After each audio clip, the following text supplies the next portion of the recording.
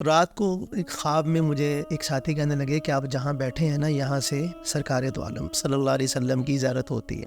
یوں دیکھا میں نے حضرت استاد صاحب دامت برکاتہم نے۔ اب یہ بات بھی میں عرض کر دوں آپ سے کہ نعت خوانی کرتے ہوئے اب مجھے تو 16-17 سال ہو گئے تقریباً باقاعدہ طور پہ۔ ایسی بات اس سے پہلے میں نے کسی سے اتنی وضاحت کے ساتھ نہیں سنی کہ نعت خوانی الحاد کے مقابلے میں اس زمانے کی ضرورت ہے۔ آقا سے عقیدت کا سفر کیسا لگے گا؟ ویسے خیر مدارس میں پڑھتا تھا اور وہاں سے لیا ہاں جی کیسٹ تو اچھا ماشاء پرانے چلو جو کیسٹ آپ نے خریدی تھی اس کے پیسے میں آپ کو دے دوں گا۔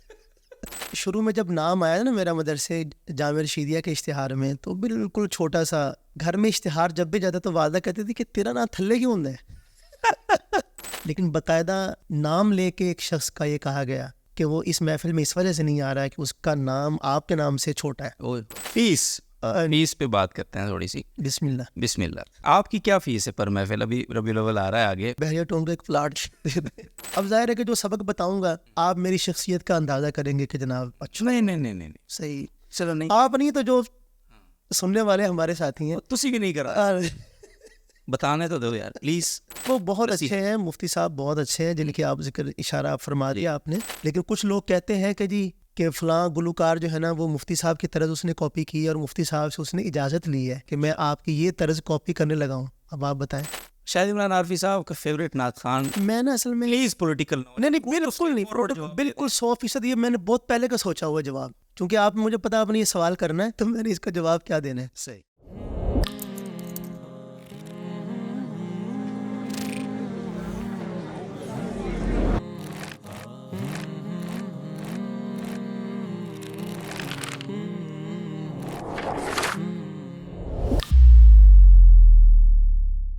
جی بسم اللہ الرحمن الرحیم، السلام علیکم ورحمۃ اللہ وبرکاتہ۔ Welcome to another episode of Aap Ki بات اسپیشل پوڈ کاسٹ پروگرام۔ بہت خاص مہمان اور واقعتاً خاص مہمان ہیں حضرت مولانا شاہد عمران عارفی صاحب، چیئرمین بزم احسان پاکستان۔ خوش آمدید کہتے ہیں ان کو۔ السلام علیکم ورحمۃ اللہ وبرکاتہ۔ السلام ورحمۃ اللہ۔ ماشاء اللہ، یہ موسٹ اویٹڈ پوڈ کاسٹ تھا خاص طور پہ میرے لیے، اور کافی عرصے سے ہم یہ جگاڑ کرنے کی کوشش کر رہے تھے کہ کسی طرح سے ہم یہ نشست کریں۔ ان کے ساتھ ہمارا جو تعلق ہے وہ کسی بھی وضاحت کا الحمدللہ محتاج نہیں ہے۔ آپ ان کو اب تو جامعۃ رشید میں سالانہ محفلوں میں بھی سننے لگے ہیں، تو سال بھر ان سے بہت رابطہ رہتا ہے، ہماری خوش بختی ہے۔ لیکن اس پروگرام کے لیے بس کچھ ٹائم نہیں بن پا رہا تھا، تو فائنلی عارفی صاحب ماشاء اللہ، چلیں جی، بہت شکریہ ایک بار پھر تشریف آوری کے لیے۔ لیکن اس تشریف آوری میں کریڈٹ ہے سسرال شریف کا کیونکہ عارفی صاحب ماشاء اللہ یہاں پہ ان کی سالانہ جس طرح ہوتا ہے نا، سالانہ محفل حمد و نعت، تو سالانہ ایک یاترا ہوتی ہے کراچی کی، تو اس میں ہمارے لیے انہوں نے خصوصی وقت نکالا، بڑی قربانی دی انہوں نے، تو بڑی نوازش جناب۔ فائنلی ہم ہیں اس پوڈ کاسٹ میں۔ تو عارفی صاحب آغاز کرتے ہیں آپ کے تعارف سے، کیونکہ اس میں بہت ساری باتیں ہم نے ناظرین محترم کرنی ہیں، لیکن ظاہر سی بات ہے کہ عارفی صاحب کو آپ ایز اے نعت خان جانتے ہیں، لیکن اس سے پہلے کہ عارفی صاحب کیا تعارف، بیک گراؤنڈ، تعلیم، سب کچھ کیسے ہوا، یہ بھی یقیناً آپ جاننا چاہیں گے۔ تو سب سے پہلے تو یہ بتائیں کہ جو تعلیمی بیک گراؤنڈ ہے اپنا، چاہے بصری تعلیم ہو، دینی تعلیم ہو، یہ کب سے شروع ہوا سفر، پھر کن اداروں میں آپ نے مکمل کیا اس کو، تھوڑا سا اس حوالے سے بتائیے۔ بسم اللہ الرحمن الرحیم، والصلاة والسلام علی سید الانبیاء والمرسلین سیدنا و مولانا محمد وعلی آلہ وصحبہ اجمعین، اما بعد۔ السلام علیکم ورحمۃ اللہ۔ آپ کا بہت شکریہ، بہت محبت آپ نے یاد فرمایا، بلکہ اکثر و بیشتر رابطہ رہتا ہے الحمدللہ۔ جی، تو میرا خود بھی بہت ارادہ تھا، چونکہ میرے خیال میں دو سال تو ہو گئے جی ایسے بات کو۔ ایسے ہی گزشتہ برس بھی میں جب کراچی میں حاضر ہوا تھا تو آپ ان دنوں اسلام آباد میں تھے، میں تھا سفر۔ تو ہماری جو ہے نا باوجود خواہش کے کوئی ترتیب بن نہ پائی۔ جی، پھر اس کے بعد بھی 2-3 چکر لگے، لیکن یہ ترتیب جو ہے نا وہ باہر مصروفیت زیادہ تھی، یہاں ہم ایسے میں نہیں آ سکے۔ جی، تو باقی جہاں تک سوال کا تعلق ہے تو میرا تعلق جو ہے وہ عارف والا سے ہے۔ صحیح، ہاں یہ نہیں پوچھا میں نے۔ ہاں جی، اسی نسبت سے جو ہے نا وہ لوگ، یعنی میں اپنے نام کے ساتھ میں نے عارفی کی نسبت لگائی ہے۔ اچھا، جی، میں سمجھ رہا تھا کوئی پیری مریدی کا تعلق ہے، میں صحیح کہہ رہا ہوں، مطلب عارفی۔ یہ آپ کی حسن نیت ہے، حسن ظن ہے آپ کا، اللہ تعالیٰ اس پہ آپ کو آمین۔ بہترین اجر دے۔ تو لیکن ہمارے جو استاذ تھے جن سے ہم نے درجہ کتب کا آغاز کیا تھا، حضرت مولانا محمد انور عارفی، اچھا رائیونڈ کے فاضل تھے. تو میں نے ان سے پوچھا استاد جی آپ نے نام کے ساتھ عارفی کو لکھا ہوا ہے؟ انہوں نے بتایا کہ میں عارف والا قوم کا، وہ تو میں بھی ہوں. اچھا تو میں نے بھی اپنے نام کے ساتھ عارفی لگا لیا. اسی وقت سے، یعنی کہ یہ بالکل ابتدا کی بات ہے. تو بس میرا جو عارفی تھا نا وہ چل گیا. زبردست الحمد للہ. جی بالکل. ایک تو استاذ کی نسبت سے بھی، اور ہمارے یہاں پنجاب کا جو کلچر ہے نا اس میں آپ نے نوٹس کیا ہوگا یہ کہ جس ایج میں آپ نے یہ عارفی لگایا اس ایج میں لوگوں کو فاروقی، صدیقی، جھلمی یہ ہے نا تو یہ لگانے کا شوق ہوتا ہے. لیکن آپ نے ماشاء اللہ اپنے علاقے کو وارد چلیں. تو ویسے بھی نام جو ہے نا بڑا پیارا لگا مجھے نا لکھا ہوا بہت. تو الحمدللہ پھر تو میں نے حفظ جو ہے نا وہ عارف والا میں ہی کیا تھا. صحیح. ہمارے استاذ تھے، بہت محنتی استاذ تھے، اور انہی کی توجہ دلانے پر مطلب یہ کلاس کا آغاز ہوتا تھا نا 4:30 بجے سردی میں. تو ہمارے استاذ جو ہے نا وہ 4:25 پہ خود کلاس میں بیٹھے ہوتے تھے. واہ. اٹھاتے بھی خود تھے آ کے. جی. اور مطلب بہت محنتی تھے. اللہ تعالیٰ ان کو جزائے خیر عطا فرمائے. وہ سادہ سے ہیں، معلوم نہیں یہ پوڈ کاسٹ وہ سنیں گے کہ نہیں، لیکن بہرحال ان کا حق ہے. میں ان کے لیے بہت دعائیں بھی کرتا ہوں. الحمدللہ ان کا نام ہے قاری محمد افضل صاحب انشاءاللہ. اور انہیں کی ترغیب پہ پھر ہم نے درس نظامی میں داخلہ لیا. آغاز میں نے ایک تبلیغی شاخ سے کیا تھا. صحیح. لیکن وہاں 2 ماہ سے زیادہ میں گزار نہیں سکا. پھر وہ ماحول ایسا تھا کہ دل نہیں لگا وہاں میرا. تو میں وہاں پہ نا انہوں نے جوڑ رکھا اپنے طلبہ کا، جو فضلات ہے نا تو ان کا جوڑ رکھا، تو مجھے بھی دعوت دی. صحیح. تو وہاں ایک بیان تھا اور میں نے نعتیں پڑھنی تھیں. ویسے یہ نہیں تبلیغی شاخ کی بات بتا رہا. صحیح. تو وہاں میں نے ساتھیوں سے جو بیٹھے تھے، ہمارے ان میں سے کچھ ساتھی بھی تھے، جاننے والے بھی تھے، وہاں کے فضلات تھے. تو میں نے کہا کہ میں نے صرف 2 مہینے یہاں پڑھا ہے، تو اگر میں پورا پڑھتا نا تو میں بھی آپ کے ساتھ ہی بیٹھا ہوتا، مائک کے اس طرف نہ ہوتا ہے. بالکل. یعنی وہ مزاج شفٹ ہو جائے نا. ظاہر ہے. صحیح بات ہے. تو وہاں سے جو ہے نا پھر میں، یعنی میرے بڑے بھائی تھے جن کا گزشتہ یہ جنوری میں انتقال ہوا، تو وہ تو 1 ہفتہ رہنے کے بعد ہی وہاں سے چلے گئے تھے. صحیح. اللہ تعالیٰ ان کے کامل مغفرت فرمائے. بلکہ سننے والوں سے ہی میں درخواست کروں گا کہ بھائی جان کے لیے بلندی درجات کے لیے، مغفرت کے لیے دعا کی درخواست ہے.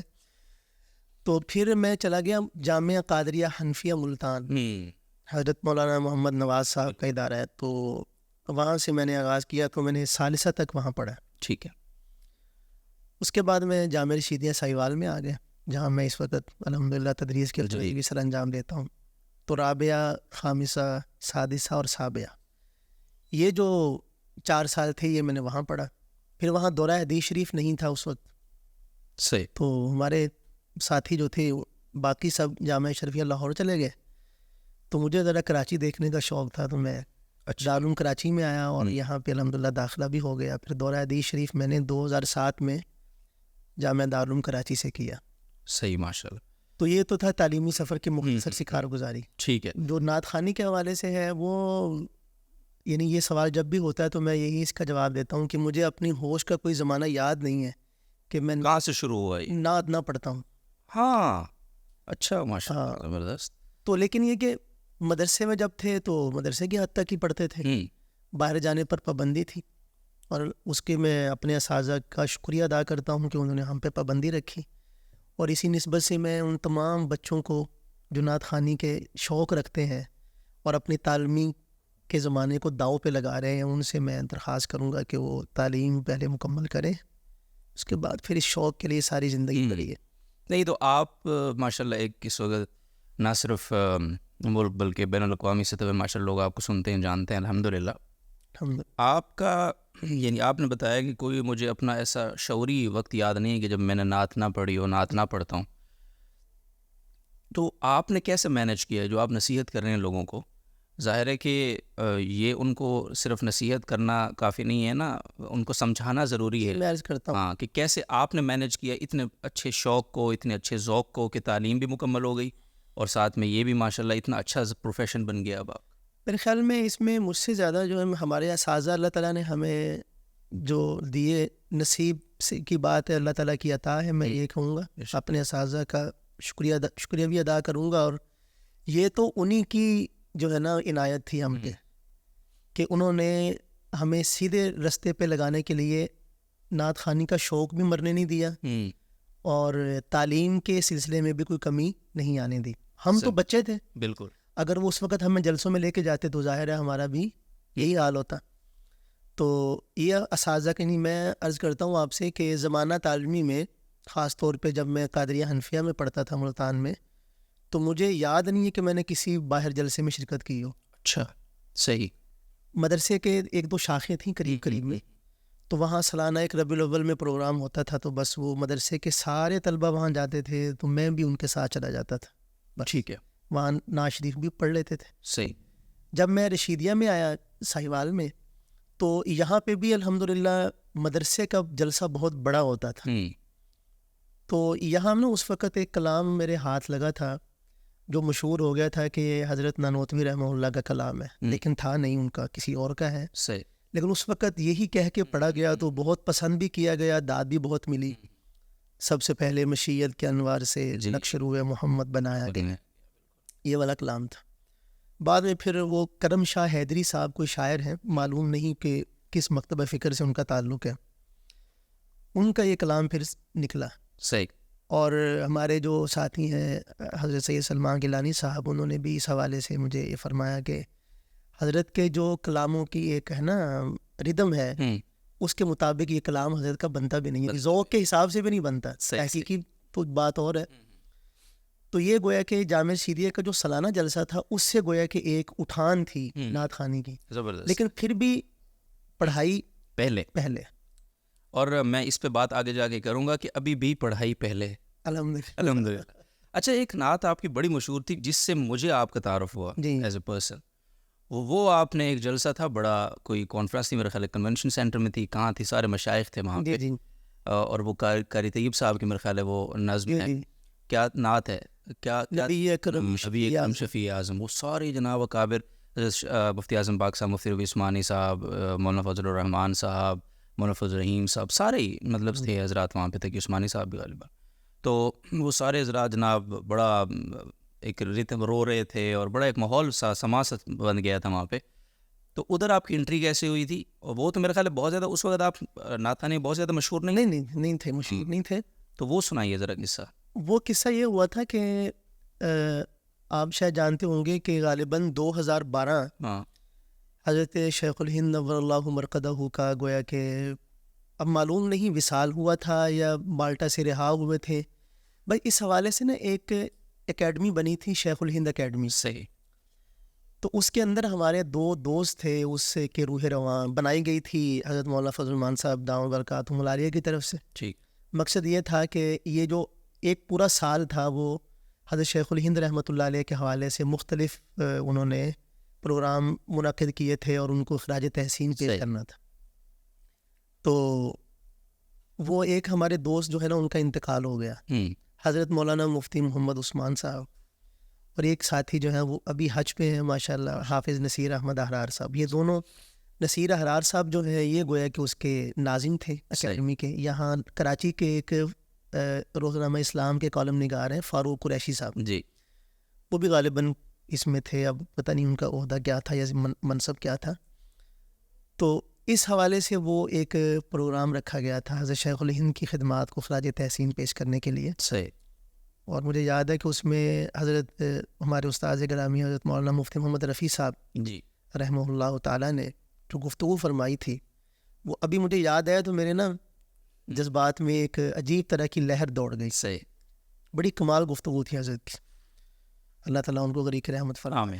تو مفتی عثمان صاحب جو تھے نا, انہوں نے حافظ نصیر احرار صاحب سے میرا اتنا تعارف اس وقت نہیں تھا, لیکن مفتی عثمان صاحب جو کہ ہمارے ساہیوال جی کھچاوت نہیں کہتے, ساہیوال کے ساتھ ہیں, تو انہوں نے کہا کہ بھئی نعت تو ایک ہی ہوگی اور ایک ہی بندے کی ہوگی بس. اچھا, ایک ہی نعت پڑھی گئی تھی؟ ایک ہی نعت 2 مرتبہ پڑھی. ہاں, ایک مرتبہ ظہر سے پہلے پڑھی. صحیح. تو ظہر سے پہلے جب میں نے پڑھی تو ایک ڈیرہ اسماعیل خان کے بزرگ ہیں مولانا عبدالحمید اکبری صاحب, وہ مولانا فضل الرحمان صاحب کے بڑے دوست ہیں. تو انہوں نے مولانا سے یہ جا کے کہا, مولانا اس وقت اس نشست میں تشریف فرما نہیں تھے, اس وقت حضرت مولانا محمد خان شیرانی صاحب اس نشست کے صدر تھے. اچھا اچھا اچھا, جو ظہر سے پہلے ہوئی. صحیح. تو انہوں نے جا کے بتایا مولانا سے کہ اس طرح ایک نعت پڑھی گئی ہے بڑی کمال کی, تو آپ بھی سنیں. تو پھر میں تو جا کے بیٹھ گیا تھا سامعین میں کہ اب تو میں نے سننی نعت پڑھنی تھی, وہ تو میں نے پیش کر دی, بس اب تو ختم, جا کے سامنے بیٹھ کے سنیں گے. تو دوبارہ انہوں نے پھر, مجھے پتہ نہیں تھا, اچانک انہوں نے مجھے بلایا کہ مولانا کی طرف سے یہ فرمائش ہے کہ آپ وہ کلام دوبارہ سنائیں. تو باقی بات تو آپ کو پتہ ہی ہے. ماشاء اللہ, زبردست جی, وہ بڑا زبردست ایک کلام. اس کا کریڈٹ جو ہے نا وہ مفتی عثمان صاحب کو, مفتی عثمان صاحب کو جاتا ہے. چلیں جی, ان کی قبر اللہ تعالیٰ ٹھیک کرے. آمین آمین ثم آمین. اچھا, تعلیم 2007 میں مکمل ہو گئی آپ کی, یعنی دورہ حدیث شریف. جی. اس کے بعد کوئی تخصص وغیرہ کیا آپ نے؟ نہیں کیا. اس کے بعد کی جو زندگی ہے, آپ نے نعت خوانی شروع کر دی فل ٹائم, یا تدریس کی طرف چلے گئے, کیسے کیا تھا اس کے بعد؟ ہمارا ششماہی امتحان ہوا تھا, تو مجھے فون آیا مدرسے سے, ہمارے استاد تھے, انہوں نے فون کیا کہ آئندہ سال آپ کا کیا پلان ہے. میں نے کہا جی آپ فرمائیں. انہوں نے کہا کہ ہم یہ چاہتے ہیں کہ آپ ہمارے پاس ہی آ جائیں, اسباق پڑھائیں یا جامع رشیدیہ میں. صحیح. تو میں نے کہا کہ مجھے تھوڑا سا وقت دے, میں مشورہ کر لوں. تو کس سے ملوں گا, گھر میں پوچھوں گا. تو میں نے اپنی والدہ صاحبہ کو فون کیا, ٹھیک ہے, کہ اس طرح کر کے مجھے مدرسے کی طرف سے جو ہے نا وہ کہا گیا ہے, تو آپ کیا فرماتی ہیں. تو انہوں نے کہا پنجابی میں تیرے استاد جویں کہندے کر لے. بس میں نے فون کر دیا, میں نے کہا ٹھیک ہے میں حاضر ہوں انشاءاللہ. ٹھیک ہے. تو میں یہاں سے یعنی شعبان میں, ہماری جب کہ آخر میں شعبان کے شروع میں واپس گئے, تو 1 مہینہ جا کے گھر گزارا. پھر رمضان کا مہینہ جو تھا نا, وہ میں نے مدرسے کے اندر, یہ کمرے کے اندر قرآن مجید سنایا محتمیم صاحب کو. ہم نے مل کے سنایا تھا, یا میں نے اکیلے نے سنایا تھا غالباً. اس کے بعد پھر 2008 کا رمضان تھا پہلا, اس وقت سے لے کر اب 2023 کا رمضان گزر گیا. وہاں جامع کی مسجد جو ہے, وہاں پہ قرآن مجید بھی میں ہی سناتا ہوں ماشاء اللہ. صحیح. اور تدریس بھی الحمدللہ یہ غالباً 16 سال مکمل ہو گئے, 15 سال 16 سال. صحیح ہے. اچھا, نعت خوانی کا سفر کیسے, مطلب آپ کو لوگوں نے جلسوں میں بلانا کب شروع کیا پراپر, یعنی وہ کب سے آغاز؟ ہاں پراپر جو ہے نا جلسوں میں یہی کہوں گا کہ میں جب تدریس کے بعد ہی مجھے جو ہے نا وہ بلانا, یعنی جس کو میں سمجھتا ہوں نا آغاز صحیح جو جلسوں میں جانے کا, تو وہ تدریس کے زمانے کا ہی ہے. یعنی پڑھائی کی تکمیل, یعنی رسمی جو تکمیل ہے, تکمیل تو خیر بندہ مرنے تک طالب علم ہی رہتا ہے, جو درس نظامی کی تکمیل ہے, چلو یہ کہہ لیں, اس کے بعد ہی. صحیح ہے. پہلی بار آپ نے اپنا اشتہار پہ نام دیکھا بڑا, وہ بتائیے وہ کیا تھا؟ دیکھیں اب عاجزی نہیں کرنی, دیکھیں انسان سے صحیح بتاؤں گا سیدھی بات کہ اشتہار پہ بڑا سا نام آپ نے دیکھا, آپ نے کہا استاد جی ماشاء اللہ, یہ تو یار اللہ تعالیٰ کا شکر ادا کرتا ہے نا انسان. جی بالکل. تو وہ کب کوئی یاد ہے کوئی؟ وہ ایسے ہوا تھا کہ شروع میں جب نام آیا نا میرا مدرسے جامع رشیدیہ کے اشتہار میں, تو بالکل چھوٹا سا نیچے کر کے آیا تھا. پھر بھی اس کے بعد پھر پروگرام ہونا جب سٹارٹ ہوئے, تو بھی ظاہر ہے کہ بڑے بڑے لوگ موجود تھے, تو ان کے ساتھ نام چھوٹا ہی آتا تھا. تو گھر میں اشتہار جب بھی جاتا تو والدہ کہتی تھی کہ تیرا نام تھلے کیوں ہوتا ہے.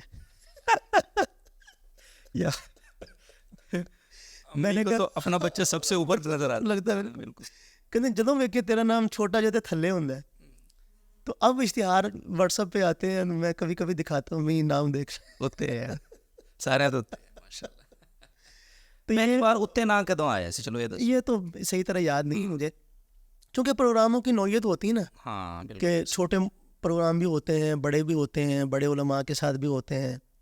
تو باقی یہ کہ اشتہار پہ نام آنا, اور اس کے پیچھے بھی بندہ جو ہے نا تھوڑا سا غور کرتا ہے کہ کیا وجہ رہی ہوگی. یعنی یہ جو نام انہوں نے اگر مجھے لگتا ہے کہ میرے ساتھ جو ہے نا اشتہار میں نام دینے میں میرے ساتھ انصاف نہیں کیا گیا, تو اس کی وجوہات پہ میری نظر ہونی چاہیے, کیا وجہ رہی ہوگی. کیا اس کے پیچھے کوئی حسد کار فرما ہے, یا کوئی غلطی کار فرما ہے, پھر اس کے مطابق آپ کا جو ہے نا وہ. تو اکثر جگہوں پہ اگر اول تو ایسا الحمدللہ لوگ کرتے ہی نہیں ہیں, یعنی میرے ساتھ تو ایسا نہیں ہوتا کہ میں اگر سچ بتاؤں نا کہ یہ کہوں کہ جی میرا نام یہاں کیوں آیا, یہاں آنا چاہیے تھا, تو میرے ساتھ ایسا بہت کم ہوتا ہے. اللہ تعالیٰ جزائے خیر دے. ہمارے ساتھی بہت سارے, خاص طور پہ ہمارے جو سید عزیز الرحمان شاہ صاحب ہیں, میری ہمیشہ ان سے اسی بات پہ تکرار ہوتی ہے. میں ان سے کہتا ہوں کہ آپ کا نام اوپر آنا چاہیے, وہ مجھے کہتے ہیں کہ نہیں آپ کا آنا چاہیے. اس بات پہ ہماری آپس میں میسیجز میں آپ کو دکھا سکتا ہوں. نہیں نہیں بالکل بالکل مجھے پتہ ہے آپس میں جو ہے نا, ہاں جی یار حد ہو گئی. نہیں صحیح بات ہے. یہ کیمسٹری ہے نا, یہ محبت دل سے مطلب یہ کہ تو احترام عزت ہاں جی نیاز مندی. جی بالکل. چونکہ میں سیریسلی ان کو اپنے سے بہتر, اور سینئرس ہیں بھی سینئر مجھ سے, وہ مجھے بہت محبت دیتے ہیں, بہت عزت دیتے ہیں, اور بعض دفعہ مجھے شک پڑنے لگ جاتا ہے کہ اتنی عزت مجھے کیوں دے رہے ہیں, لیکن ان کا بڑا فن ہے ماشاء اللہ. اور مجھ سے بھی جو ہو پاتا ہے میں بھی ان کی الحمدللہ دل سے احترام کرتا ہوں. اللہ کا شکر ہے, بہت اچھے ساتھی ہیں. صحیح ہے. تو اس وجہ سے مجھے اب یہ شکایت پیدا نہیں ہوتی کہ میرا نام چھوٹا کیوں ہے اور ادھر کیوں ہے. نہیں چلو آپ البتہ ایک میں ذکر کرنا چاہوں گا, یہ فیصل آباد جامعہ دارالقرآن, ان کی سالانہ تقریب ہوتی ہے پنجاب کے اندر, شاید مدارس کی لائن میں بہت بڑی تقریب. جی ایسے ہی. تو اس میں جو پہلی دفعہ میرا نام آیا تھا نا, یعنی سارے ہی بزرگ حضرات تھے, مشائخ تھے, بڑے بڑے اساتذہ تھے, ان کے ساتھ میرا نام آنا, تو اس پہ مجھے اب بھی بہت خوشی ہوتی ہے ماشاء اللہ کہ چلو, مجھے کہتے ہیں نا پنجابی جی کہتے ہیں کہ دانے نہ روڈ بھی تل جاندے نے. ہاں بالکل. گندم کے اندر جو روڈ ہوتے ہیں وہ بھی تل جاتے ہیں. تو بس بزرگوں کے ساتھ نسبت الحمدللہ. ابھی بھی میرا خیال ہے وہاں اونلی نعت خوان آپ ہی ہوتے ہیں. ہاں ہمارے بھائی مولانا عزیز الرحمان صاحب, اللہ تعالیٰ سلامت رکھے, ان کی بڑی محبت ہے. جی جی یہ بھی عزیز الرحمان اور روحید, کیا بات, عائزہ کے بیچ میں عزت موجود ہے ماشاء اللہ. چلے جی, انصاف کی بات آپ نے کی, اشتہارات میں نام, یہ ایک فیکٹ ہے جس کو جھٹلایا نہیں جا سکتا کہ بعض نعت خوان صرف اس وجہ سے محفلوں میں نہیں جاتے, ٹائم دے کر نہیں جاتے, ناراض ہو جاتے ہیں, سناتے ہیں انتظامیہ کو کہ ان کا نام اوپر کی بجائے ذرا سا سائڈ پہ کیوں آ گیا ہے, ذرا سا نیچے کیوں آ گیا ہے, فلاں کا نام اوپر آ گیا ہے, تسی میرا قد گھٹایا ہے تسی. یہ اس بنیاد کی اور بالکل ہوتا ہے. میں گزشتہ دنوں ایک محفل میں ایسا ہوا بھی ہے. اچھا. اور میں بہت حیران ہوں کہ میرے ساتھ جو ہے نا نامی, یعنی یہ بات سننے میں تو آتی تھی کہ کچھ لوگ ایسا کرتے ہیں جی, لیکن باقاعدہ نام لے کے ایک شخص کا یہ کہا گیا کہ وہ اس محفل میں اس وجہ سے نہیں آ رہا ہے کہ اس کا نام آپ کے نام سے چھوٹا ہے. اس نے اس پہ احتجاج کیا کہ میں نہیں آتا. آپ نے رابطہ کیا؟ میں کیوں رابطہ کر, ہم سے پوچھنا تھا نا یار, میرے نال تھوڑی بڑی اچھی گپ شپ ہے, یہ کرنے سے نہیں, گپ شپ تو ان سے جب ملاقات ہوگی تو پھر بات کریں گے انشاءاللہ کبھی نہ کبھی. اچھا یہ لوگ مجھے بھی وہ جواب دے دیں گے. اچھا, کہ تو کون ہونا ہے, تیرا نام کیوں بڑا آیا میرے تو. اچھا اتنے بے مروت ہیں وہ. نہیں اتنے ضرورت مند ہے, میں بے مروت تو نہیں کہوں گا, اتنی ضرورت ہے ان میں. صحیح. اچھا یہ ناموں والا جو مسئلہ ہے, یہ آپ حضرات پہلے سے جو مثلاً آپ 4-5 نعت خوان مل کے ایک محفل میں جا رہے ہیں, تو انتظامیہ سے کوئی چیز طے ہوتی ہے پہلے کہ بھائی جان اشتہار اگر آپ نے چھپوانا ہے تو اس ترتیب سے نام آنے چاہیے, یا آپ نے کبھی کسی کو نہیں کہا؟ اکثر و بیشتر پوچھ لیتے ہیں وہ. اچھا پوچھ لیتے ہیں. ہاں صحیح. کہ جو آپ ساتھی آ رہے ہیں ان کے نام کس ترتیب سے لکھے جائیں, ہم بتا دیتے ہیں. آپ کیا بتا, اگر مثلاً یہ کام شاہ صاحب کرتے ہیں. صحیح ہے. ہاں وہی بات ہے نا کہ مجھے وہ اشتہار بھیجتے تو پھر میں کہتا ہوں شاہ جی یہ آپ نے کیا کیا, آپ کا نام ادھر آنا چاہیے تھا. صحیح ہے. تو کچھ ساتھی اپنی طرف سے بھی بنا کے ہمیں پوچھتے ہیں, اور کئی دفعہ میں تحدیث نعمت کے طور پر عرض کرتا ہوں کہ ایک جگہ پہ ایک محفل میں میرا نام درمیان میں انہوں نے لکھ دیا. صحیح. وہ ساتھی سنے گے بھی, وہ بہت پابندی سے میری ہر چیز کو دیکھتے ہیں, سنتے ہیں. صحیح. تو وہ انشاءاللہ اس کی ممکنہ کمنٹ میں تصدیق بھی کریں. صحیح. تو میں نے ان کو کہا کہ بھائی میں آپ سے ناراض ہوں, یا آپ نے میرا نام درمیان میں بڑا سارا کیوں دے دیا, میں اتنا بوجھ نہیں اٹھا سکتا, تو آپ کی مہربانی آپ سب کے نام برابر کریں. تو انہوں نے پھر اس بات کو تسلیم کیا, ٹھیک ہے برابر کر دی. اگلے سال دوبارہ پھر انہوں نے وہی حرکت کی. اچھا. پھر میں نے ان سے بات کی تو انہوں نے کہا حضرت خدا کے لیے اس میں آپ ہمیں آزاد چھوڑ دیں. صحیح. میں خاموش ہو گیا, ٹھیک ہے جیسے آپ کا دل چاہے. صحیح ہے. چلے, یہ ناموں کے حساب سے تو یہ ایک مسئلہ ہے جو رہے گا, اور کئی محفلیں رہنا بھی چاہیے, رہنا بھی چاہیے. ہاں فلیتنافس المتنافسون. فیس پہ بات کرتے ہیں تھوڑی سی. بسم اللہ. آپ کی کیا فیس ہے پر محفل؟ ابھی ربیع الاول آ رہا ہے, آگے سیزن شروع ہو رہا ہے ماشاءاللہ آپ حضرات کو, اس کی تیاری بھی چل رہی ہوگی. اچھا سیزن کی تیاری ویسے آپ لوگ کیسے کرتے ہیں؟ مثلا کلام جمع کرتے ہیں, اب یہ بھی تو ایک مسئلہ ہوتا ہے نا کہ یار ایک مطلب شاعر لمیٹڈ ہیں, کلام بھی محدود ہیں, ٹھیک ہے, طرزیں بھی محدود ہوتی ہیں, اور ایک ہی کلام ہر جگہ پیل بھی نہیں سکتے, ہے نا. دن میں 3 پروگرام ہوتے ہیں, 4 پروگرام ہوتے ہیں. تو یہ جو سیزن کی تیاری آپ حضرات کرتے ہیں, اس کے لیے کیا کرتے ہیں؟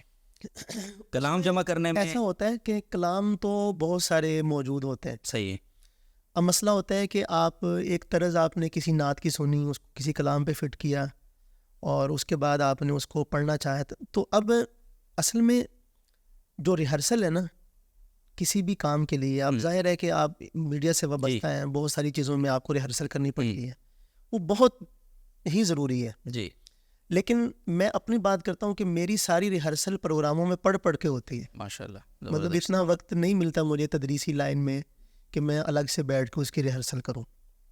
تو بس کلام سوچ لیے کہ بھئی یہ 3-4 کلام ہیں, ان کو لکھ کے جیب میں رکھ لیا, دہراتے رہے, یاد کیا ان کو. بعض دفعہ دیکھ کے بھی پڑھتے ہیں تو پھر آہستہ آہستہ وہ یاد ہو ہی جاتے ہیں. طرز بھی ان کی آگے دیکھا کہ لوگوں کو پسند آئی ہے, لوگوں نے اس پہ داد بھی دی ہے, اور خود کو بھی مزہ آیا پڑھنے کا, تو اس کو جاری رکھا. صحیح ہے. اور کوئی کلام ایسے ہوتے ہیں ایک جگہ کہیں پہ پڑھ دیا, لیکن لوگوں نے بھی کوئی اس پہ نہیں کوئی خاص رسپانس دیا, اور خود کو بھی اتنا اچھا نہیں لگا, اس کو چھوڑ دیا. بس اس طرح کر کے 4-5 کلام منتخب کیے ہوتے ہیں نا, تو سال میں 1-2 چل جاتے ہیں, بس اسی پہ پھر سال گزر جاتا ہے. میرا تو یہ حال ہے. ہاں جی. یا تو کوئی بہت زیادہ جو نا اس کے لیے تیاری کرنا وغیرہ وہ نہیں ہے. ابھی جیسے مثلاً ابھی محفلیں شروع ہوتی ہیں نا, تو رش ہوتا ہے, آپ سارے مل کے ہی جا رہے ہیں محفل میں, 7-8-6 لوگ, آپ لوگ ڈسکس کرتے ہیں کہ یار یہ میں نے پڑھنا ہے, تم ذرا. اس میں ایسا ہوتا ہے, میں عرض کرتا ہوں کہ ایک کلام میں نے تلاش کیا نا, اور میں نے اس کو پڑھنا شروع کیا. اب اگر جس محفل میں موجود ہوں, کم از کم وہاں اس کو کوئی نہ پڑھے. صحیح ہے. ہاں, یہ تو اخلاقیات کا تقاضا ہے نا. صحیح ہے. جہاں میں موجود نہیں ہوں, یا میں نے آنا ہے اور میں راستے میں ہوں اور آپ پہلے سے وہاں موجود ہیں, اگر آپ وہاں پہلے پڑھ دیں گے تو ظاہر ہے کہ میں نے تو اسی کلام سے ہی گزارا کرنا ہے. فی الحال محفل میں نیا کلام کا مجھ سے تقاضا ہے, تو آپ نے مجھ سے پہلے پڑھ دیا تو پھر میرے خیال میں میرے ساتھ یہ زیادتی ہوگی, یا میں نے کسی اور کا پڑھ دیا تو اس کے ساتھ زیادتی ہوگی. تو بہتر یہ ہے کہ جس نے اس کلام کو تلاش کیا آپ اسی کو پڑھنے دیں, اگر وہ اس محفل میں آ رہا ہے, اور اگر نہیں آ رہا تو پھر بسم اللہ پڑھ. نہیں, آپ لوگ ڈسکس تو کرتے ہوں گے نا کہ یار یہ میں نے پڑھنا ہے, آپ لوگ ڈسکس کیے بغیر ہی تقریباً یہ طے شدہ امر ہے. جو سمجھدار لوگ ہیں وہ اس کو سمجھتے ہیں, اور جو نہیں سمجھتے ان کو کہہ بھی دیا جائے تو وہ تب بھی اپنی من مانی کرتے بھنڈ مار دیتے ہیں. من مانی کرتے, میں نہیں کرتا بھنڈ واضح لفظ ہے اس میں. اچھا چلو جی, فیس ابھی رہتی ہے. جی فیس پہ آپ کی فیس کتنی ہے ویسے ہر میں پر محفل؟ فیس کے حوالے سے جی میں آپ کو چھوٹا سا ایک واقعہ بول کے نا بات لمبی ہو جائے تو میں صحیح تو میں لیکن اپنی فیس بتانی ہے آپ نے, تاکہ اصل میں لوگ آپ کو اسی کے مطابق فیس دیں گے. اس میں ایسا نہ ہو آپ آج ہی میں تھوڑی دفعہ سن لیں. میں ایک دفعہ فیس بک پہ میں نے پوسٹ لگائی تو مجھ سے کسی نے کمنٹ میں پوچھا کہ جی فیس کتنی لیتے ہیں. میں نے کہا بحریہ ٹاؤن کا ایک پلاٹ دے دیں. اچھا پتہ نہیں آپ نے بلانا ہے کہ نہیں, میں نے آنا ہے کہ نہیں, پہلے فیس بتایا جی, تاکہ سب کو. میں نے عارفی صاحب سے پوچھا تھا اتنی فیس لیتے ہو. تو فیس کا جو معاملہ ہے نا جی, میں کراچی آیا ایک دفعہ, پروگرام تھے 3-4, بلانے والے بھی ایک جماعت کے ساتھی تھے. تو مجھے انہوں نے ایئرپورٹ کی ٹکٹ تو مجھے دے دی انہوں نے آنے جانے کی, ایئرپورٹ سے انہوں نے مجھے لیا, اور بلکہ انہوں نے کیا لینا تھا, میرے سسرال والوں نے ہی لیا, بھائیوں نے لیا یہاں سے, وہی لے کے مجھے آگے پروگرام پہ بھی گئے. 3-4 پروگرام تھے 3 دن. تو مجھے وہ یاد اس وجہ سے زیادہ ہے کہ میرے ایک بہت اچھے دوست کا ولیمہ تھا, وہ میں نے چھوڑا تھا. اچھا, کیونکہ وعدہ یہاں پہلے کیا ہوا تھا, تو میں نے کہا یار مجبوری ہے, اب وہیں جانا پڑے گا.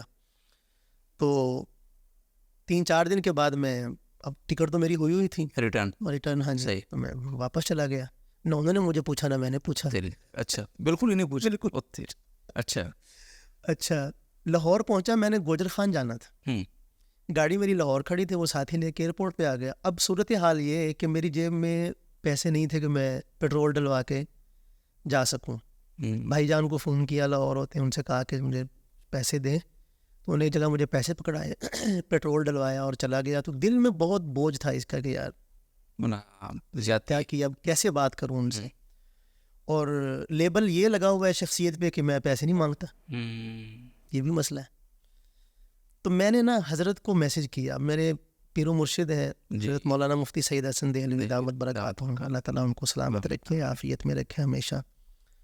وہ ہر چیز ہمیں سکھاتے ہیں, بولنا کیسے ہے یہ بھی سکھاتے ہیں, تعبیر کیا اختیار کرنی یہ بھی سکھاتے ہیں. تو میں نے ان کے سامنے ساری میسیجز کر کے نا صورتحال رکھی.